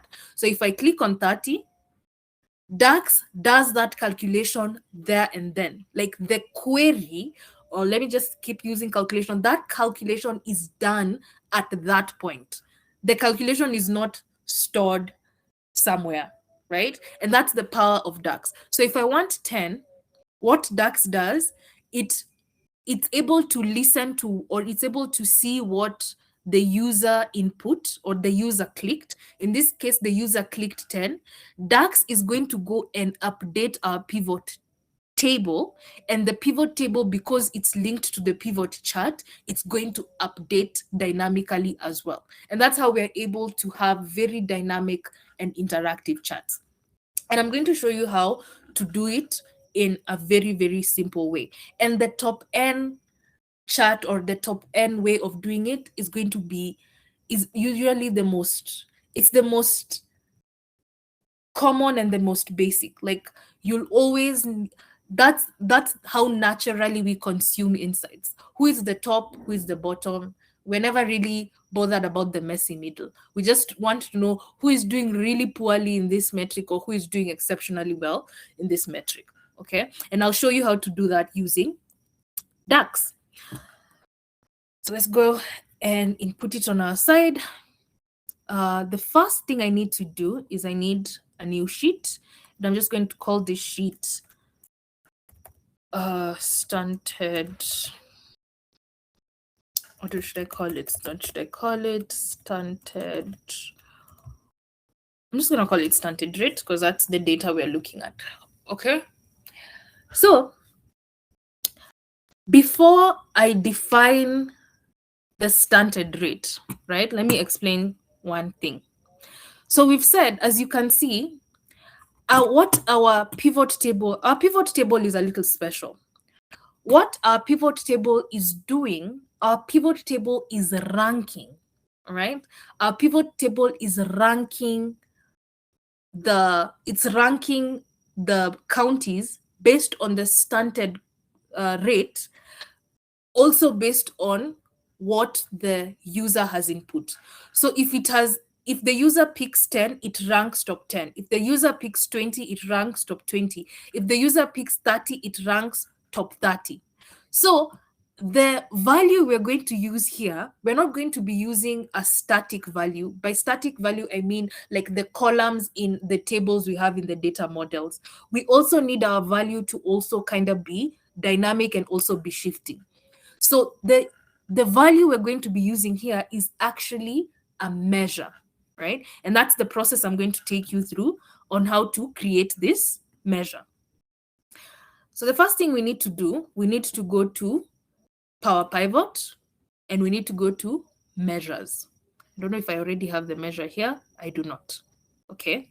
So I have this. You go to Power Pivot. If you do not, you have the option for measures. You have the options of creating a new measure or creating or managing the measures you already have. So what I'm going to do is I'm going to go to the first thing I actually need to do is I need to create a parameter. And this parameter is, I'm going to name it top N parameter. Right? And my top N parameter is how it will be a table containing the options for my user. So my user, you can filter top 10, you can filter top 20, and you can filter top 30. By the time you're above top 30, you might as well see all the 47 counties. So once I do my top N parameter, I change this into a table. And I change that into a table. And I make sure that I've added my table to the data model. Let me see, Power Pivot. Yeah. And there you have it. So I have table 1 and I've added it to my Power Pivot, to my data model. Now you can ask me, why do we need to add this table? Like, what are we trying to do here? Remember, what we're trying to achieve is like this pivot table should be able to sort of listen to what the user inputs here. And the only way we can be able to create that connection is through what I'm doing here, which is you create a table and call it top N, and then the data model is able, like, that relationship needs to flow through, that relationship needs to flow through data that's already in the data model. You cannot create a measure that is referring to data that is not in the data model. Okay, and you're going to see when I write out the measure, you cannot create a measure, and a measure is a formula, right? A formula that allows for dynamism. You cannot create this formula unless the data, right, is accessible to, unless the formula can see this data. And the formula can see this data only if it is in the data model. So that's why we are creating this top N parameter table, right? And remember, you can only add tables to a data model. You cannot add sheets. So even if you have a whole sheet of data, you need to convert that entire sheet of data into a table, then you add it to the data model. So let's go check out how our data model looks. And this is how our data model looks now. Now, for this stage, you do not need to create any relationship. So there's no relationship between the top end parameter with anything else. Okay. So everything is looking good on that end.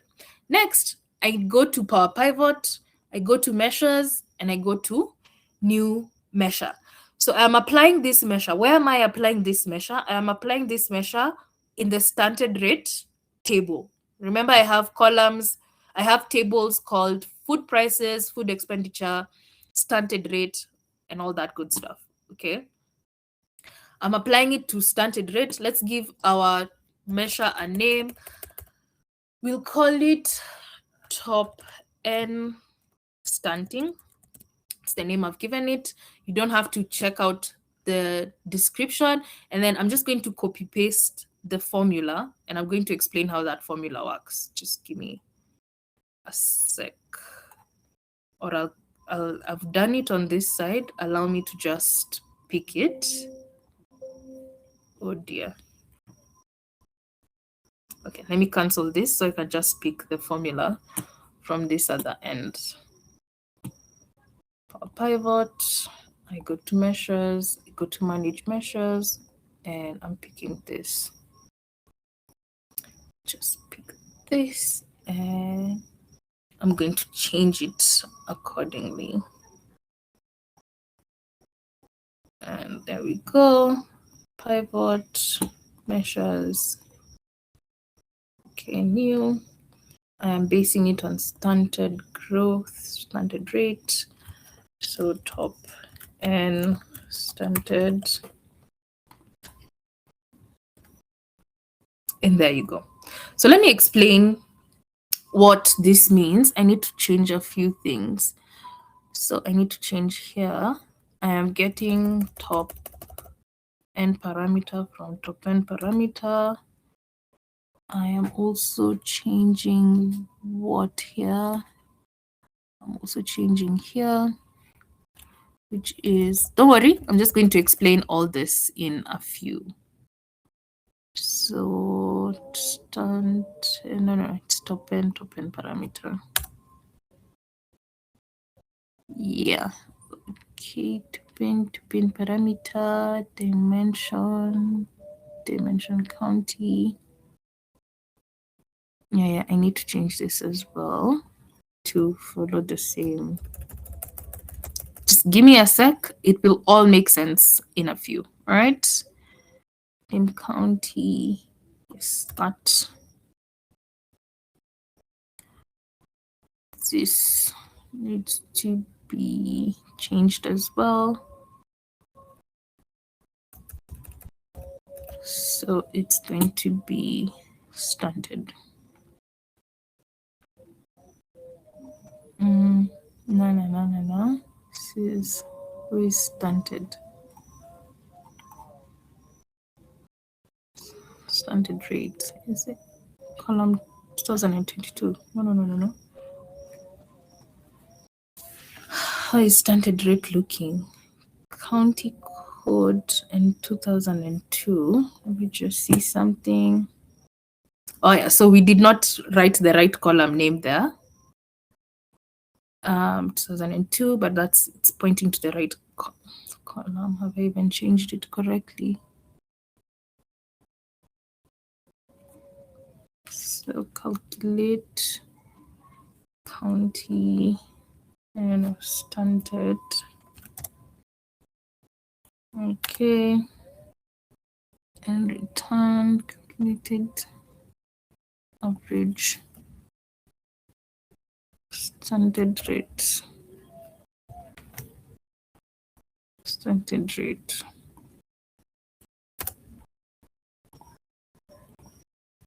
All right, now let me explain this formula. Let me just write it down somewhere. Let me just copy paste it somewhere so that it all makes sense, okay? This is the formula. Let me even make it much bigger. Even break it down.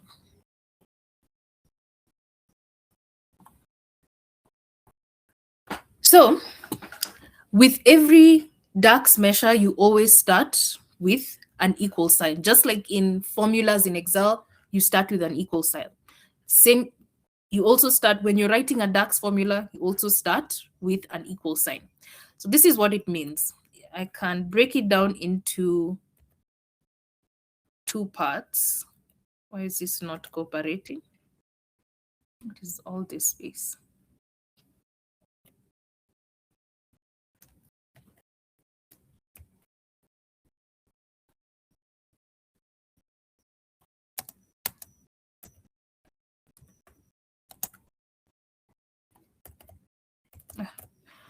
Okay, so this is what I am doing here. So I am saying I have this variable. So this var, VAR, stands for variable. And it's saying create a variable called selected n. So this is what my DAX measure in essence is supposed to do. My DAX measure is supposed to check. It's supposed to check what has my user selected. Has my user selected 10? Has my user selected 20? Has my user selected 30? And then based on what the user has selected, it now does the calculation of the stunting rate there and then. So it's going to calculate the top 30, the top 40, the top 10, the top 5. Okay, and that's exactly what the DAX measure is trying to do. So the first thing your DAX measure should do, it should tell you what has the user selected.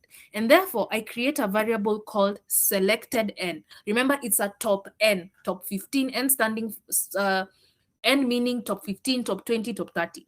So selected n is what has the user selected. So if, right, and remember the syntax of if the syntax is if condition, what should we output if the condition is correct, and what should we output if the condition is otherwise.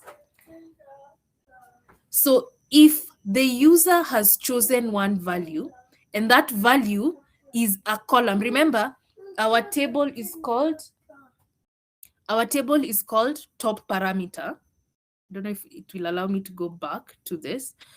Our table is called top n parameter. That's the name of the table. And my column is called top n. So this formula is asking if the user has clicked, if he has chosen one value, so it only accepts you to choose one value. If it has chosen that one value, which is either 10, 20, or 30, output the value of whatever they have chosen. Otherwise, they have chosen 47. So this means if somebody has not made a selection between 30, or rather 10, 20, or 30, 47 of the counties will be, or rather, the bar chart of 47 of the counties will be shown. Otherwise, right? Otherwise, it will show either 10, 20, or 30. So that's what this here is doing. Whatever this if statement evaluates to will be stored in this selected n variable, right? The next thing we need to do is we need to rank our counties based on the stunting rate. So this is what the rank X does. And the syntax of rank X is, what are you ranking, right? I am ranking all the counties. And remember, you're always pointing to the county as defined in the dimensions table. So all the counties in the dimension tables, what are you ranking them based on? I'm ranking them based on this calculation, the calculation of the average stunting rate. All right. Then, and then I am ranking them in ascending or descending order. I'm ranking them from biggest to smallest. So always in descending order. And whatever rank you get, so rank X is going to give you 1, 2, 3, 4, 5, 6, 7, 8, 9, 10, all the way to 47 based on the average stunted rate. So I have two variables. I have the selected n and I have the rank.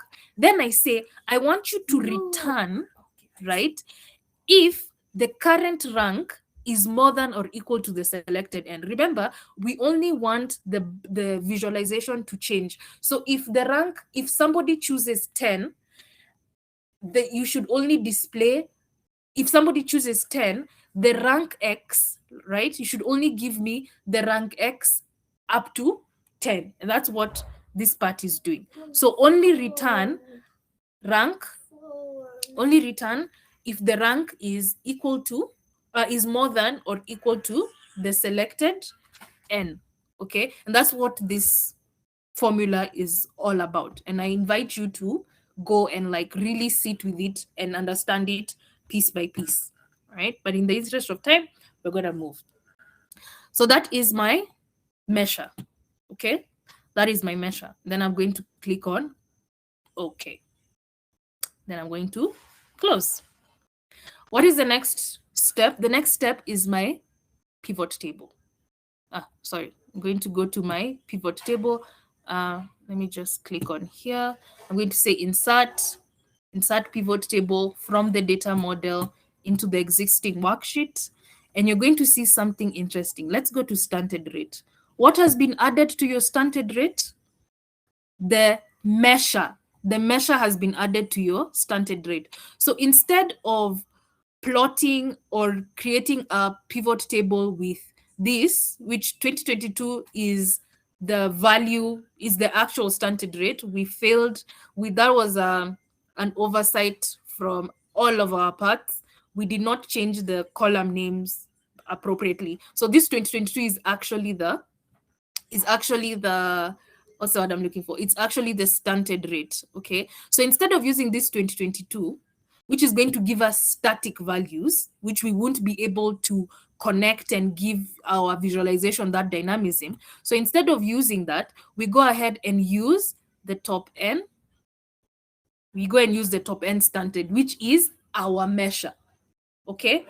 And by virtue of using our measure, now we are able to do our top N parameter. So I'm just going to go ahead and click on that, and I want us to sort them from largest to smallest. Yeah, we're interested from largest to smallest. So it looks like Kilifi has the highest number of people who are stunted or are like malnourished and stuff. From here, I can now go ahead and create my chart. Click on pivot chart, and here you go. I had my pivot chart of all the, of all the counties. So I'm just going to do a few cleanups. I'm going to click inside the chart, and I'm going to hide all field buttons just to make that cleaner. I'm going to delete that as well. And there you go. Let's just do some quick formatting to change the color. I think we had settled on a nice orange. Okay, and that's our chart.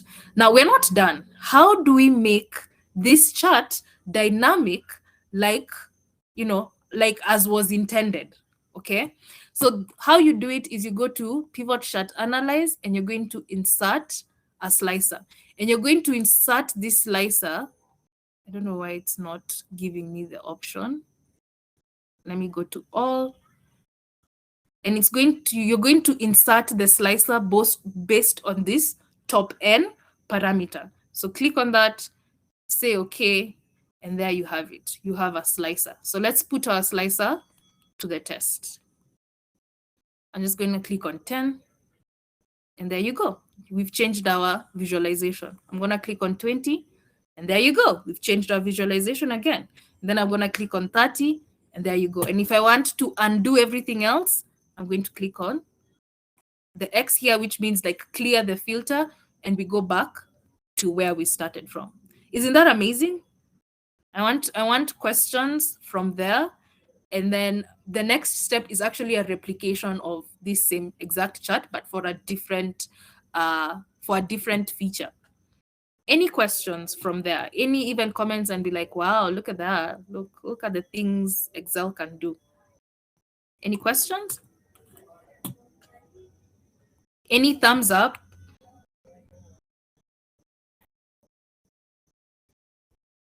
Thank you, Peter. Any thumbs up? Thank you, Terry. Thank you, Eno. Awesome. So let's proceed.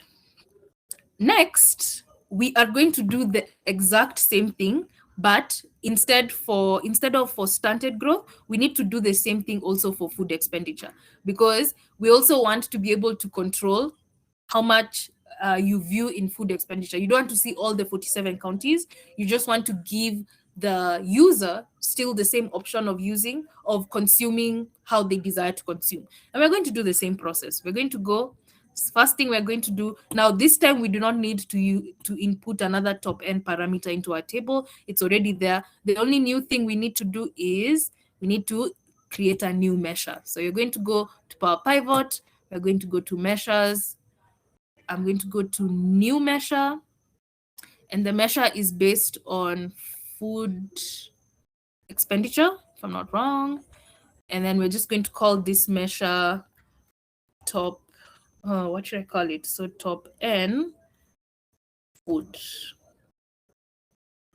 Yeah, top end food. I think we're gonna know the difference. And then I'm just going to copy paste the same thing, but the only difference in here is instead of calculating the stunted rate, we're calculating the food expenditure, right? Remember, we were doing food cost versus total cost. So I'm just gonna go here and I'm going to look at food expenditure, which is food cost versus total. I'm gonna click there. And then, yeah, we change that as well. Yeah, and there we go. And always check your formula. There are no errors in this formula. Then I click on OK. Perfect. It has added me to this one. Oh no, oh no. Let me just delete that. So let me start a new. Oh. My bad. Do not be like me, please. Do not be like me. How do I show these fields? How do I show the fields? Then I'm just going to remove this. Okay, remember to create a new sheet. Do not be like me. Power Pivot, measures, manage measures. The measure is already there, so that's cool. So this sheet, I'm going to call it, this sheet, I'm going to call it, we call it what? Food costs, or like just food expenditure. Food expenditure. And then the same process, I'm going to go to insert. I'm going to insert a power table from the Power Pivot. It's going to, depending on where you highlight, that's where it's going to insert. From data model, existing sheet, and I'm going to take the county from the county dimension. Then I'm going to go to the food expenditure, and I'm using the measure as the values, right? So I'm not going to use food versus total. I'm using the measure that we've calculated based on food versus total. Please make sure that is very clear, okay? And our pivot table is nice. It's looking clean. I'm just gonna go to format the cells. I want my cells in percentages, down to 2 decimal places. That's acceptable, but is it really? I'm just going to say 0 decimal places, and then I'm going to sort again my table from.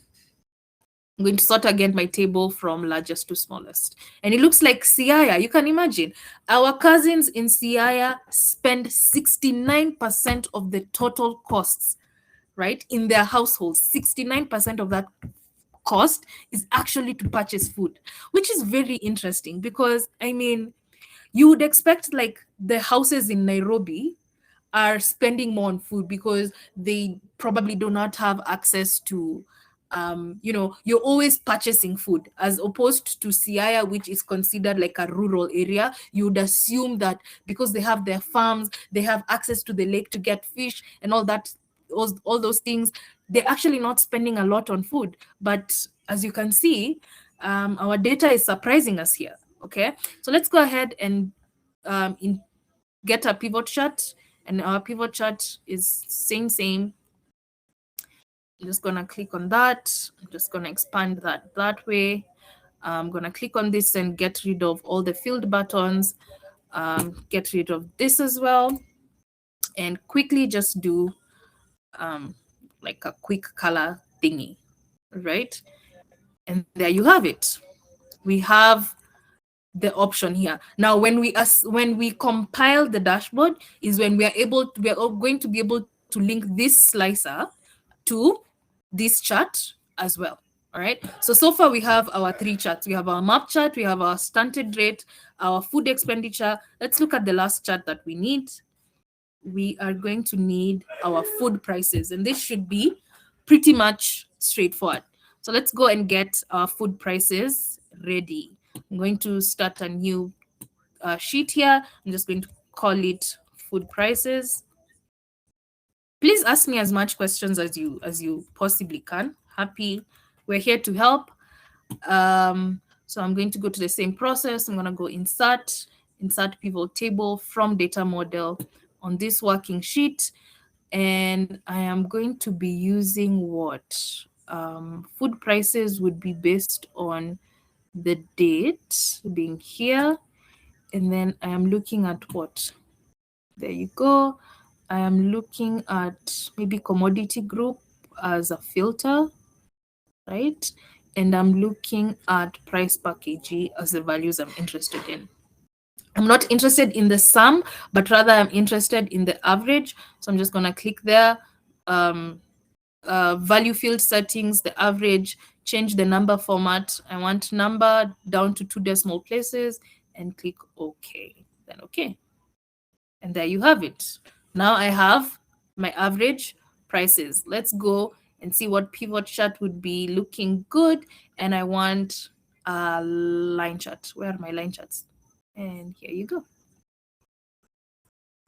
Just gonna close that. I'm going to get rid of this. Let me see what this does. Okay. All right, I'm just gonna get rid of hide all field buttons. I'm gonna make this a little bigger. I'm gonna change this here. And voila, we now have all our 4 charts, and we are a few, we're a few steps away from having our complete dashboard like so. All right. Any questions? Do we have questions?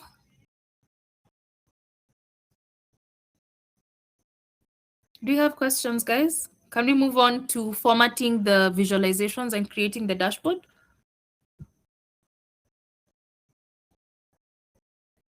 All right. Brian, I don't know if, how do we go about this? Do I need to still format or how do we? I don't have access like the full data model and everything. Yeah. Can you hear me?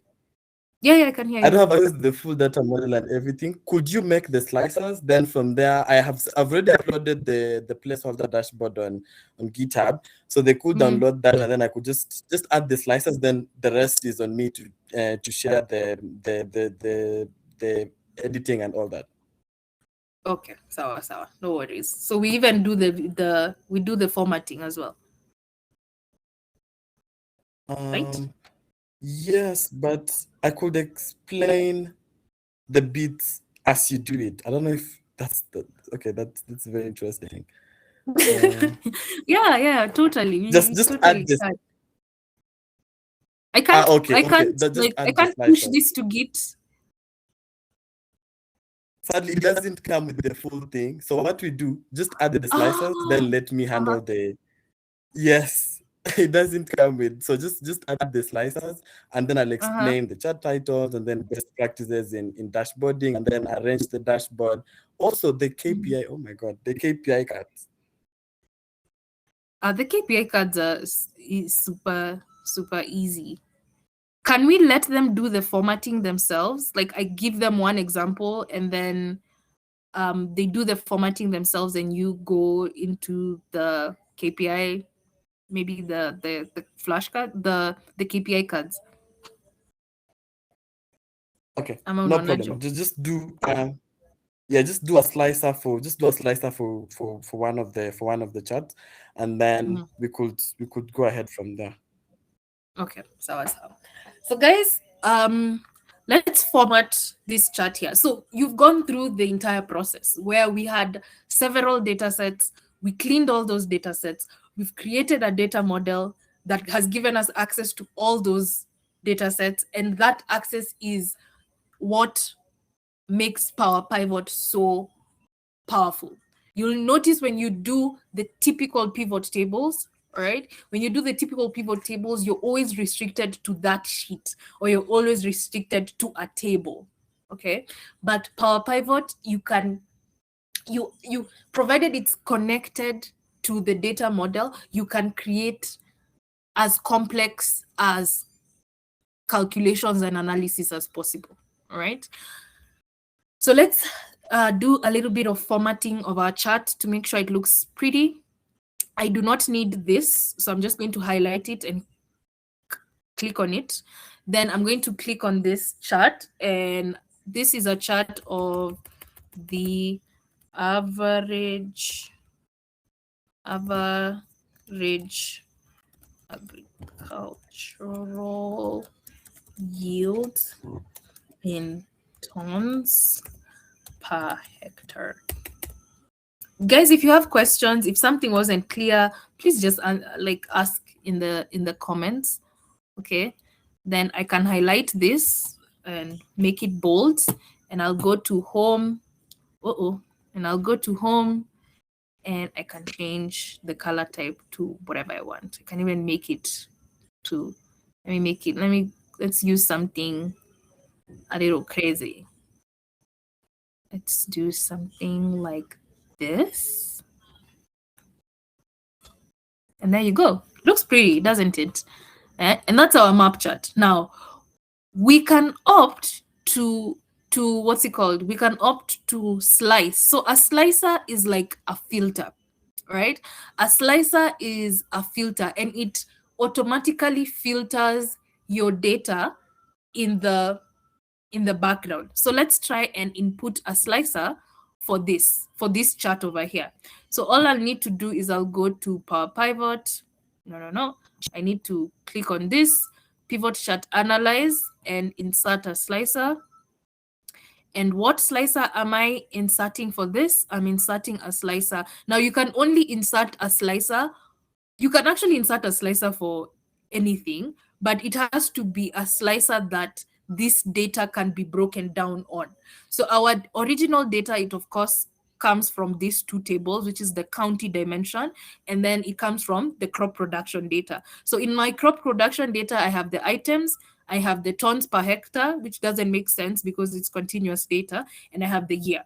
So let's look at how we can slice them.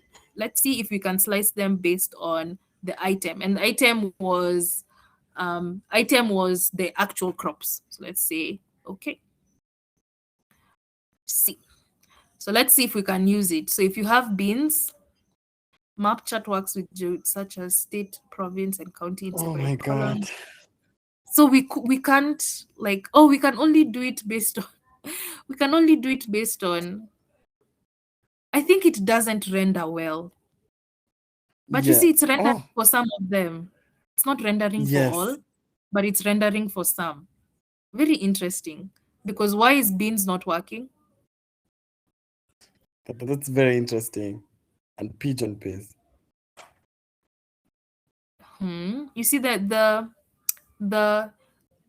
if I go to pigeon peas, there are counties that have pigeon peas. If I go to potatoes, there are counties that have potatoes. If I go to sorghum, it's 0. If I go to sunflower, there are okay, map charts work. I think it's just a limitation of Excel map charts. It just doesn't do a good job of rendering based on that. So I don't know if we go back. What was the original render? We rendered based on year. But did year even work? Yeah. So let's just go based on year. Where am I? So I'm just gonna delete this. Okay, and then I'm just going to put a new slicer, but based on the year. Let's say okay. So looking at the year, yeah, it changes for the year. So we can get the different agricultural input per year, right? And it looks like, and it makes sense because we always go improving our data collection capacities. So you'll see like maybe 2023, there is more data, or maybe even it's an improvement by the Kenyan government over the years in terms of equipping other counties to be able to be self-sufficient. Maybe it would be a very interesting analysis of like the devolution work, right? So there we go. We have a slicer for our year. Cool. Next, we already have the slicer that's going to work for this. So either top 30, top 20, and so on and so forth. All we need to do is format this, and I don't like that it's changing and not reformatting based on how it was supposed to be sorted. I want it to always be largest to smallest. Okay. So let's see, what name had we given this? Stunted rate. Does food abundance translate to healthy outcomes? Okay, so as we do that, typically when you're giving your chart names, what you always aim for to name your chart is you want to name a chart. The title of a chart should either explain what the chart shows or it provide hints to its actions. So for example, like what or it piques the curiosity of the user. Remember, someone should be able to use your chart without you being in the room, and they should be able to get the same outcomes as they will get with you in the room. So in this specific case, what are some of the actions that a user can do in this specific with my chart? And when I talk about actions, that like what are the filters do I have? What, for example, with the top end parameter, how can they view them in those specific cases? But as you can see here, trying to pick the curiosity of the user and ask them, do you think food abundance translates to healthy outcomes? So that on the other side, we're having a total of like the stunted growth in a specific county. And remember, in one of the other charts, we have an answer to the user has to use two of these charts to get an answer. For example, you can see in Kilifi, the stunted growth is at that case. But let's look at the other chart, which shows now, how much does Kilifi produce. So we will check and we'll see, okay, maybe does it correlate or does it not correlate? So I hope you got the idea of when you're putting a title, it's not just a title, but it should communicate what the chart shows or what actions can a user do in that specific chart, or what questions can they answer. So yeah. Thank you, Brian. All right, next is just formatting. Again, a really cool trick is if you click on this plus sign, it adds chart elements to your visualization. So it adds the axis, it adds the axis title, it adds the chart title, and if you uncheck, it removes them. So if I uncheck chart title, it removes that. If I check it, if I check the legend, it adds a legend. If I don't, it removes that.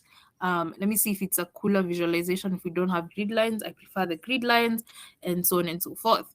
So from there, we can go ahead and start formatting. Like Bran has said, a really good idea is, remember, you're not always going to be there while people are viewing their dashboard. So in order to make sure that your main points and insights are being communicated, a really good way, or a really good way of making sure your audience understands the key themes that you've identified from your analysis is always to use the chart titles, just like Brian has explained. So here we can say, does high production equate to low food burden? And I'm just gonna do the same thing here. Does high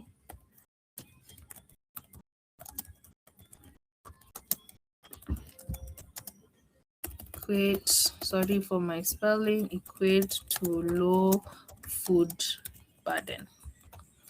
I'm just gonna quickly format that. And please feel free to play around with the formats as much as you want. You do not have to necessarily use the formatting we are using. Okay, so I'm just gonna Yeah, I kill think this. that was actually the thing I wanted to mention next. Since you've edited like 2 charts, that could just be okay for now. Since they already have like the end version, we could now allow them to also go play around, like put a different color. Think of a color scheme. I'm also going to share a resource on data storytelling, a book, and the data storytelling book. Like, look at how maybe you can change the colors. Here specifically, we are looking at food security. So I'm sure when you walk into a pediatric ward, there's a way it's painted. If it's in a hospital, it just gives you a different feeling. When you walk into a palliative care ward, there's just a way it's painted. So which color scheme correlates to the story you want to make? For example, if it's a story on, let's say, tragic road accidents, if it's a story about, let's say, the scale of medical negligence in sub-Saharan Africa, if it's a story about female genital mutilation. So all of these, you're just not going to throw around colors just because they look good, but you also want the colors to influence the feel and touch of your dashboard as you are building it. So I think with this, we would love to see you explore. I think after this, we'll probably ask you to make some submissions of what your dashboard looks like apart from just what we've done. I think maybe Mercy, what you could just show them is just create one KPI card, and then also allow them to also think through what are some of the different KPIs that you would look at in this specific case. And Absolutely. when we talk about a KPI card, yes, it's just something that it shows a specific interest or something. Okay, I think Yamas is sharing it. So you see the ones we've added at the top. We are looking at the total population of Kenya. Our goal is to show food security across Kenya. Food security is on people. So how many people are we trying to feed? That's the first thing you want to show. And then out of these people you want to feed, how much are we producing in tons per hectare? What's our average yield? Then what's our average food cost versus total cost? So in Kenya, apparently, people spend 54.25% of the money they make on food, and the rest on other costs. Then what's the average standard rate? So these are what probably my eyes and Mercy's eyes were able to see or think they're important. But when you're meeting different folks, probably one of these might not be important. They are not really worried about. If probably you're using this as a case study, you might not want to show the total population of Kenya by total population, let's say East Africa, because maybe you're just using Kenya as a case study or something. I don't know if that makes sense to everyone. So let's just, I think we can create one, and then I can just show them how to bring it all together. Okay, all right. So, like Brana said, KPI cards it's just in brief, quick statistics, okay, that we feel important. And like he said, it depends on what story you're telling. For us, we felt like the story we wanted to tell was total population, average yield, da da da da da. So how do you do this? You do this by linking, I don't know if I can, where is this? You do this by linking this cell to the value in another cell. And let me show you exactly how we do that. So I'm going to create another sheet, and it's going to be called, where are we? We are here. It's going to be called KPI calculations. Okay, let me just move that a little closer to my dashboard. Now, for KPI calculations, I'm also going to be creating a pivot table. No. I'm going to insert pivot table from data model existing. Now I'm going to create a pivot table that only has values. So let's start with population data. Just gonna drop that there. Yeah, we are 47. Yeah, we are 47 million, right? So it's the sum, right? You see, the values is the sum. Let's go ahead and format that number format. I want a general number. I want us to use the separator, and you cannot have decimal points of people, and you say, okay. And that's one card, right? So if I want to create a card, okay, what I do is, let me show you an example. So dashboards are usually created on like a blank sheet. And if you want to make your entire dashboard blank, you just go to view and you uncheck this box called grid lines. Okay. Then I'm going to go and draw a shape. Where are my shapes? Here are my shapes. I'm just going to plot this. And that is one card.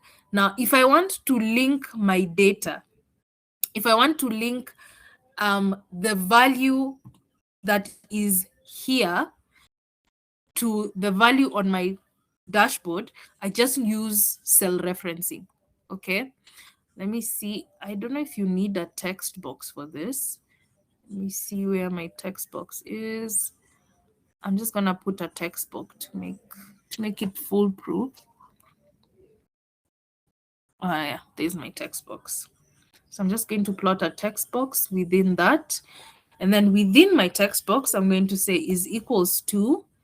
Then if I want to reference a value that is in a totally different sheet, I'm just going to say is equals to exclamation mark, the name of that sheet, calculations, and then I am going to, it's in A2. So A2.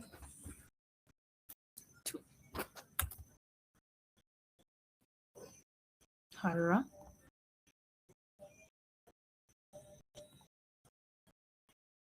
Let me see something. KPI calculations.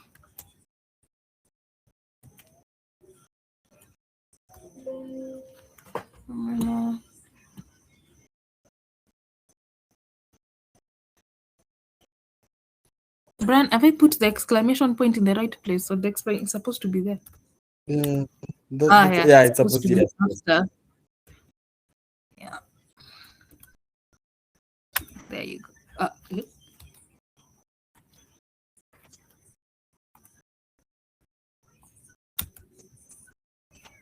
Is it? Why is it not picking? Why is it not interesting? Picking? Yeah. Why is it not picking? See, it's supposed to pick. Yes. Why is it not picking? Let's just try it down there. Let's see. Let me see if I can put it in this one.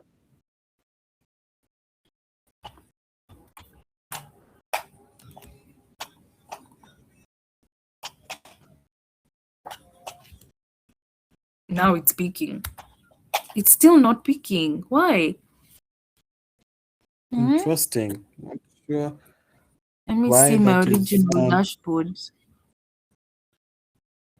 Yeah, let's see the formula. I don't even know where. You see, it's in shape format. And within shape format, I have that formula. Let me see. So we didn't even need to add a text box for it. No, it should work either way. The text box, I think I added. See, yeah, you see, it's linked to the text box. You see, I'm moving the text box. So I have a shape, and within the shape, I have a text box. A text box. Because under the formula, you could see that. Okay, but any of you that it has worked, because sometimes it might be KPI calculations. Yes. I don't know. Let me see on what's the name of our sheet? What's the name of our the name of our sheet? It's called KPI calculations. And then $2. Okay. Has it worked for anyone? If it has worked for you, give us a 1 in the chat section. Yeah. So that we figure. It's not even being. What is the problem here? What is the problem?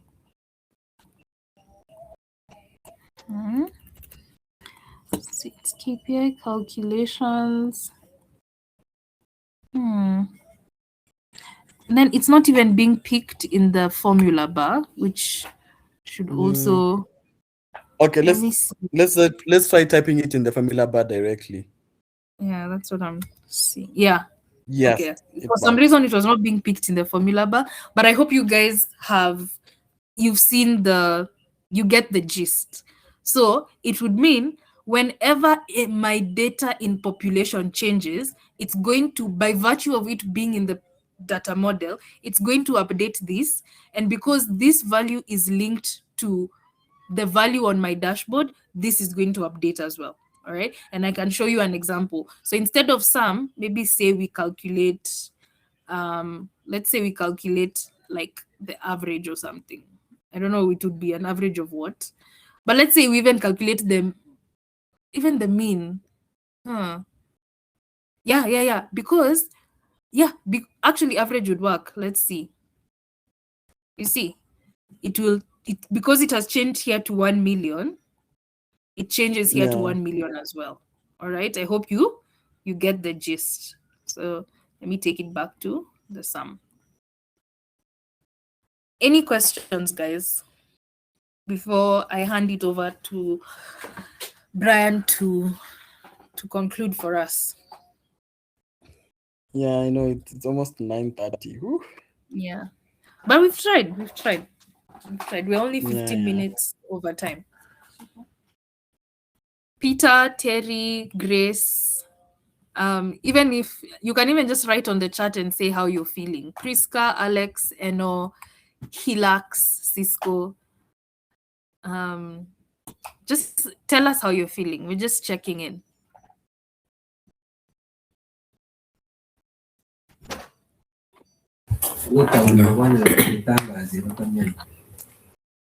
Peter? Yeah. As for me, I feel this is it's kind of complex because this is I think I'm not so familiar with this, but I'll try and catch up. Yeah. Okay. But have you like, can you at least appreciate some of the things it can allow us to do? Like in terms of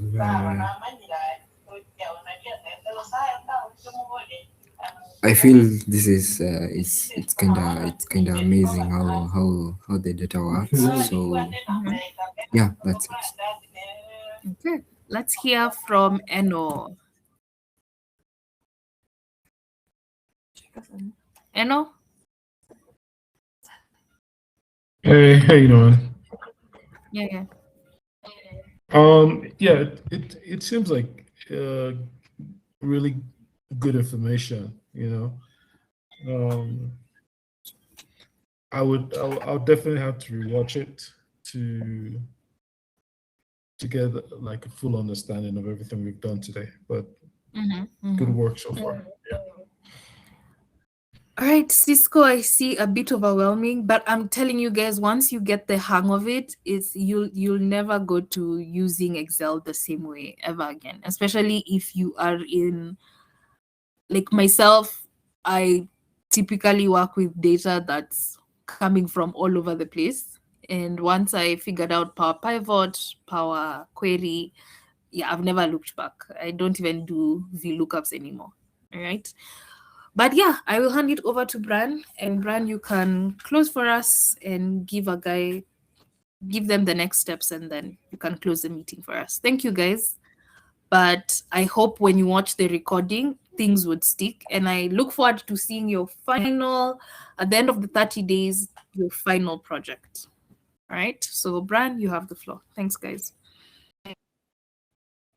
Yeah. Okay. So to make this easier and simpler, can you hear me?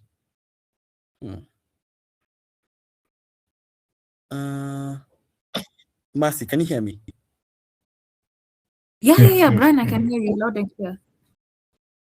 Okay. I think my network has been misbehaving for a bit. So let me know anytime maybe I'm breaking or you can't get me clearly. Just let me know. So probably as we have seen, we've been able to bring everything together. So what I want us to have, just go download this this workbook here, this worksheet here that has the placeholders. So I'll just copy this and drop it in the chat section. I know Cisco, sometimes it can be overwhelming, but trust us, when you get the hang of it, it's very interesting. So when you get to the link in the chat section, just click on download raw file over here, and then you should just be able to download it and get your hands dirty. As you do that, I'll probably let me just come here and show you. So this is what you are getting at, and probably, as you have mentioned from the start, we do not have a script for this. This all boils down to creativity, boils down to how you want to do your dashboard. Some organizations have templates for all their dashboards to help data analysts like figure their way out faster through muddy waters and all that. So this one does not have, we've chosen green, but you can choose any other color that you feel, okay, this is the color that I feel would match best with my work. So as probably Mercy had mentioned, let me just Control Z through all this. Okay, I'll just get a blank sheet so that it's easier. So probably you'll have a blank sheet like this, and you want to have your dashboard. So the first thing you will do here, you just come to view. Okay, let me go back. Go back there. You just come to view, and then here you should see grid lines and formula bar. So just remove the grid lines, and you should see now it should appear like blank. Your cells are still there. It's just that your grid lines are gone, and it's now easier for you to start things out. And then after, we're not going to do the whole process from scratch because of time, but I'm just going to give you a feel of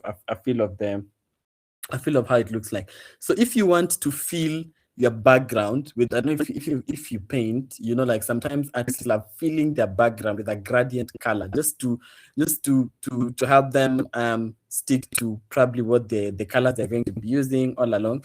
So you just tap on the corner. You see on this corner here, when you tap on this corner, you're selecting the full cell, the full sheet, and then just come to home, and then you should see this this fill color over here, and then you can select any color that you would love to fill your sheet with, and you can see now you've filled it with that color. And then you now start working through it bit by bit. So let's say, for example, you now want to have your dashboard title. You could say now, for example, this is my dashboard title. This is my dashboard title. And then once you have it, remember this is just one cell. This is cell A. But if you want it to feel like a specific bit, just click on it, hold Shift down, and then press the front arrow like that. So click on it, press Shift down, and then press the front arrow like that. So let's say up to now, maybe you're assuming your dashboard will reach up to cell R, up to the column R. So once you're okay up to there, you just come and merge and center that cell. So I would come to not even insert. It's okay. My view. Wait, where's my merge? My merge cell should be under. Oh yes, under home. So you click on. You see this bit here, so you just merge and center. So you can either, when you merge and center, it brings the title to the center, which is probably what you want for most of our titles. But in some other cases, let me just Control Z, you might want to, let's say, merge and put it across, so you have it this other side. And if you just want to merge the cells alone, I'll just do Control Z. Sorry, I'll just do Control Z, Control Z. And then I press Shift down, and then press that forward arrow up to that bit, and then I can just merge my cells. I just want to merge the cells. I don't want to do anything more after that. So once you merge the cells, this is where now you start writing your ideas. So I'll just bring this back. I'll just zoom this. Sorry, I'll just zoom this in. Like that. So this is where you write all this. For example, the Kenya security dashboard, and you can see here these are like 3 cells. When you expand it on the side, you can see this is row 1, 2, and 3 merged together to be able to get that dashboard. Then you have this segment down here. You've merged 2 rows to be able to write it over there, so a comprehensive view of that. And then, so as we have said, there is no formula to this. You can decide that okay, but the KPI charts are always there. But one rule of thumb is that when anyone opens your dashboard, or when you walk into a room or you're opening a book, the first thing you always notice is the top left corner. That's the first thing that you always look at, that where your eyes go to. And this is typically, probably, people might say probably it's because we always write from left to right when you are writing. So it's probably that assumption. So now, will it go by that since you have some folks in Arabic, it's written from right to left? If you're building a dashboard for folks who write that way, now they would look at the top right corner instead of the top left corner. But probably why you'll see most people have their KPI cards either at the middle or on the top left corner. So that, because that's what you want someone to see, and that's where they should look at first. So they bring their curiosity first to that specific bit. And then these, we created slicers. So these are all our slicers. So you always try to arrange your slicers in a good manner, and just to make your dashboard appealing to the eye. That's why I say this is more of like a creativity game, and how probably you and every time you open a blank page, it's different creativity. Maybe right now we feel we see they fit better here, but maybe when you work on it, you'll be like, why is there this empty space? It's bothering me. So you try and reduce them to a specific bit. So once you've downloaded that, you should see I've added like some placeholders just to help make it easier for you folks. So we'll love to see you actually use your creativity to come up with this. We have already shown you this. We've already shown you how to put everything together.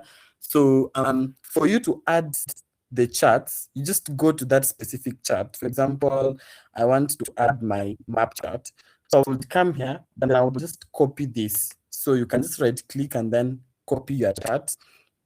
Some folks just cut it, but for me, I prefer still having my chart somewhere, my original chart somewhere. I can just go back and make my changes or everything, compared to just cutting it. So I always like just copy it. And then once you've copied it, when you go back to your placeholder, you see that you need to add your map chart there. And this is typically not always the case. You always have to figure this out for yourself. Like, okay, where am I going to put my map chart? Where am I going to put all these other charts that I have? But before that, all you have to make sure is you have consistency in your titles. So you can see in my title here, it's using Calibri font, it's 20 and it's bold. So I need to make sure that all my titles are Calibri, the font size of 20, and they are bold. You don't want to have inconsistency where one of them is Calibri, one of them is Times New Roman, one of them is what. And when you come here, you'll see it's the same. It's 20, Calibri, and bold. So all of them. So make sure you have consistency in all your chapters. So you can now then, for example, this is our standard red. You also copy that and bring some of to my placeholder. To my placeholder here, and I know where to put it. So also how you place these charts needs to be, how you place your charts is also how you want to tell your story.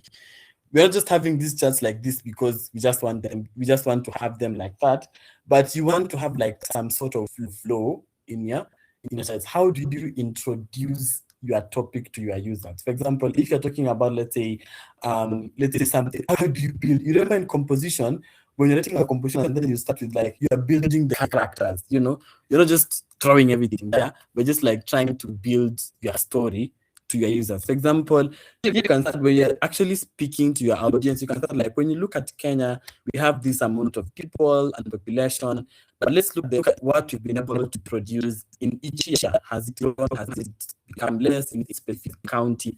Or for example, you can pick later county. You can see the greenest county here is Baringo.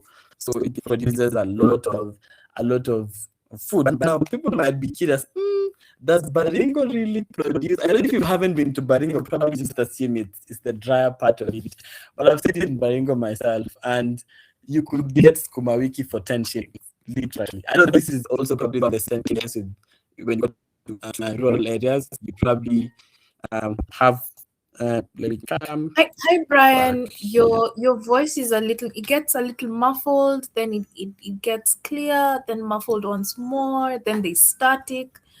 Yeah, just go over that point one more time. Okay. But it's clear now. It's clearer now. Yeah, now I can hear you clearly.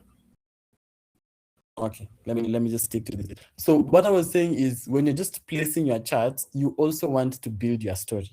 You don't want to just let's say just put charts anyhow because you see, okay, this chart fits well here, or this chart is good looking out of this point. Not really. You want to also build it, just like how when you're writing compositions, when you're writing each other, or when you're reading a book, the author always builds their story, always builds their character. So that's the same thing you also want to do here. Build your story bit by bit. For example, here, if you're starting with this map chart here, we're just trying to say that you're going to be focusing on, let's say, Kenya. And when you look at Kenya, you can see different counties over here. So which is the county that produces the most production in terms of agriculture? Then we say it's Baringo, and then now we proceed to the other chart. So, and that's how you'll tie your story. Sorry, that's how you'll tie your story all through to the end. Let's get our next chart. Let's get our standard growth chart there. Then put it where we want it to be on our dashboard. So I will just come over here and have it there. So again, this is just how you want to arrange it. But again, we would love to see how you folks go through like work on the dashboards and pick your creativity into something. It doesn't have, for example, why we are having this county slicer all through to the end. We had it, let's say, for the first 5, and then you're like, okay, but you have 47 counties. There's no harm in us extending this all through to the end just for it to fit nicely to my dashboard. But let's say you might find a way to have it in a different way. Please go ahead, play around with it. There's always no formula to this is how this should be, or this is how this should be. It's always a matter of like, oh, let's try it and let's have it work while you are still following the best practices in coming up with dashboards and telling your story. Mercy, hope my voice has been stable. Just want to make sure. It's a little shaky, but not as bad as previously. So yeah, I could still you're still coming through. Yeah, understandable. Okay. Internet has been shaky the whole day in meetings. I've just been getting the same. Sorry about that, folks. Don't know what Safaricom is doing on the side. So once you have all your charts up to that bit, then probably you saw our goal was, let's say, our color scheme was green. But again, as you said, you can put a different color scheme to all this, and you can have it in a different way. You can also, when now we're looking at the different ways to tell a story with this data, let's now come down here and say we're talking about like, does food abundance translate to healthy outcomes? I still have my filters over here. I would say, let's say 10. Let's see if these work. Okay, yes. So I can see now in my charts now I can only see the top 10. We can see here that the country with the highest stunted growth is Kilifi, but we can't see. There's a country we wanted to really see over here. It should be Baringo if I'm not wrong. Let me bring it back to 30. there's a country we wanted to really talk about. That's Embu. Yep. Let's look at Embu, for example. Yes. So when you look at Embu here, it typically has like a very high food product. Like everyone who comes, they have like a very high they have like a very high food production, but their stunted growth is also not that low. You can see they come somewhere around here. So what does that tell us? That you can have a lot of food, but that does not mean you're healthy as a county. And why is that? Probably because most of the folks are struggling to afford food in that specific land. When you look at Embu, let's see if we have Embu over here. Yes, when we look at Embu, we can see that they use 54% of their total income on food, but still they are struggling to keep healthy living. So that's how you would come and then try to analyze your charts bit by bit. And when you say that you want to add dynamism and let the user consume this, let's say you might have a researcher who's only interested in 2023 and they just want to look at data around 2023. So when you do that, you can see we have changed our map over here, and the data getting is just for 2023. And let's now also look at the slicer for the commodity group. If I only want to see how the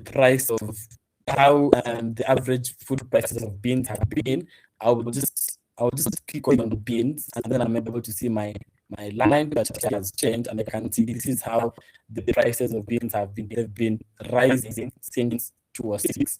I'm not sure if you have any of the food prices that has been dropping out of all my charts. And when you come, you can see that we have some of the commodity groups that are not there. This data is collected by this data set is coming from WFP, World Food Program. So they're the ones who like pay for this data collection. Not data collection is not like a free thing. They're the ones who pay for folks to collect the data. So, they were not probably interested in some of these commodity groups up to certain years. So probably that's why you might have potatoes all the way from 2006, but when you come to things like green grams or things like millet, you might not be able to see all of the bits or most of the bits or none of them at all throughout our years. So up to this point, I hope we've been able to get the idea of having a dashboard. If maybe this was interesting, I'm going to share there's another resource from Excel itself that also helps you now come up with a different type of dashboard with steps. I'm also going to share so that you can also try and play around with different dashboards and different data sets so that you can perfect your art of dashboarding. And this is an art that you only perfect by doing it. So the more time you spend on Excel building dashboards, the better you become at it. So there's no other way out. The more you spend here, the more you probably know more tricks. You'll probably know where to find what and how to find what exactly. So yes, but as I get that resource, anyone that has a question up to that point? Anyone that has a question?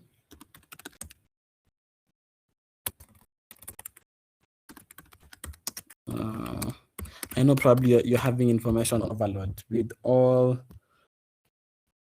what we've been sharing with you today.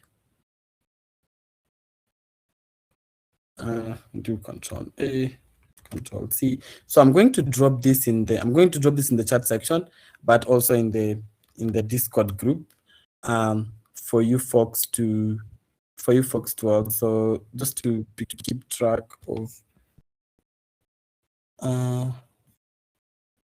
Okay, and I know they are none at the moment, but as you play around, you might probably have issues, or you might probably, oh, Brian, you can always find us on Discord. Let me drop this in your channel. Where is your channel? Just a second. I'm getting there. I'm finding it. Yes, there we go. Then data storytelling. So you can always find me and Marcy hanging around the channel. So here is more. Here is an example dashboard that you could also work on.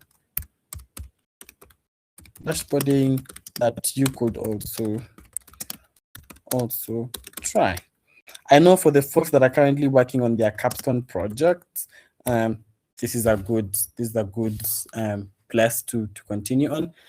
But yes, again, any questions up to there? Again, Excel is just a tool, but I think we've covered the most of the things get inside the Excel. We've talked about DAX, we've talked about dashboard building, and also the resource. Let me also get the book, Data Storytelling.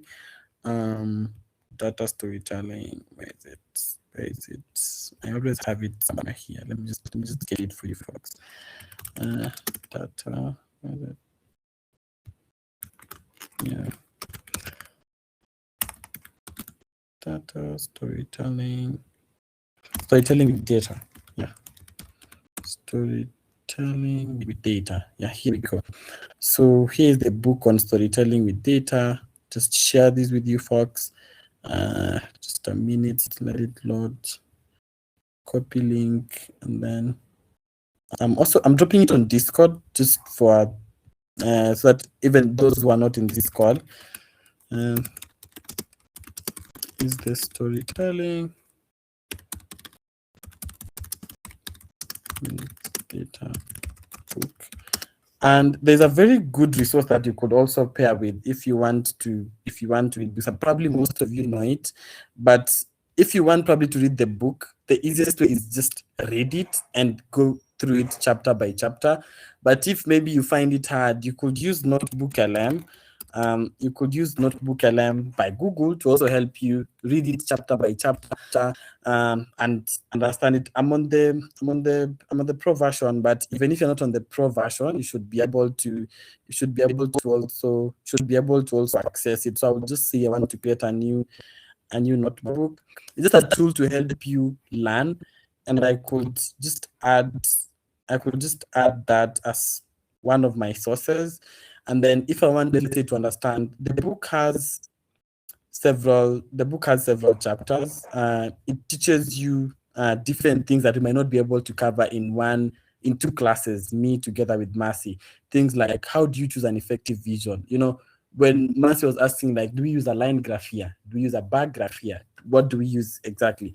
And then how do you remove clutter from your graphs? How do you focus your attention on the user? I think this is the same content you have on the LMS. We've probably tried to compress this. And then how can you dissect model visuals?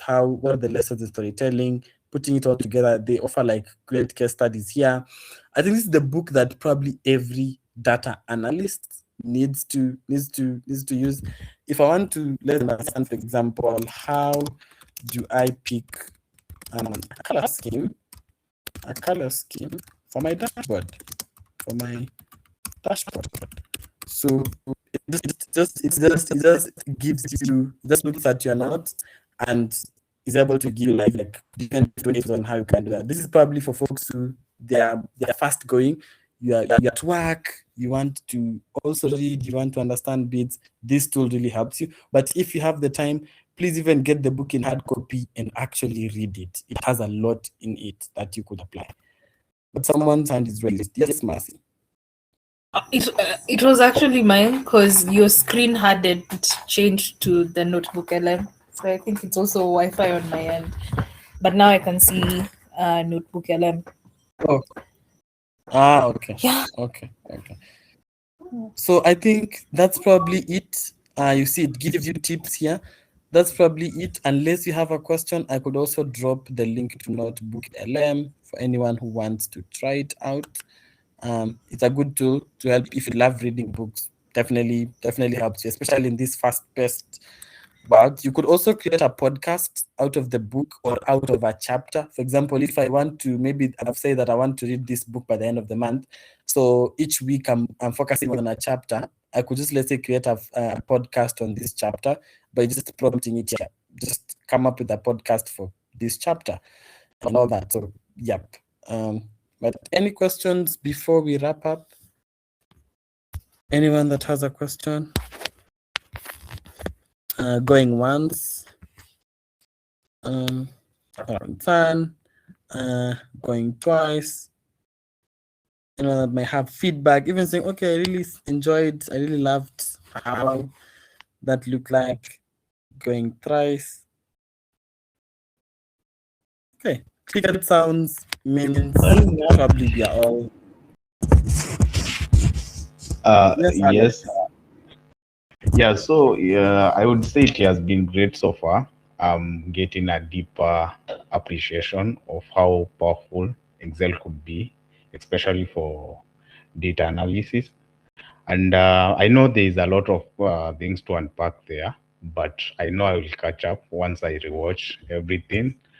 Yeah, it has been really insightful. Thank you for the sessions.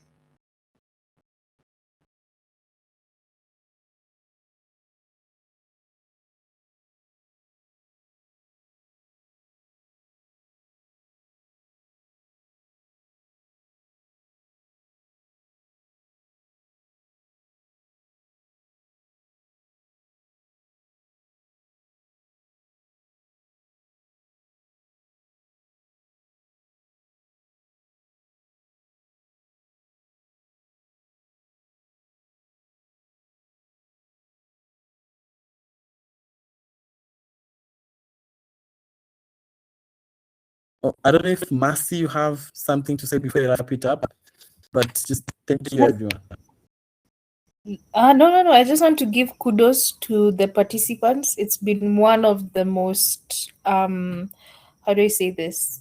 It's been one of the most lively Excel and Power BI 30-day challenges we've had. You guys show up, albeit today you all were late, but you showed up on Saturday, you've shown up today, and continue showing up. It will come pole pole. When you actually now get to do your project yourself, all these concepts will click. So give it time. Okay. So I hope you guys keep up with the same momentum. Kudos to you.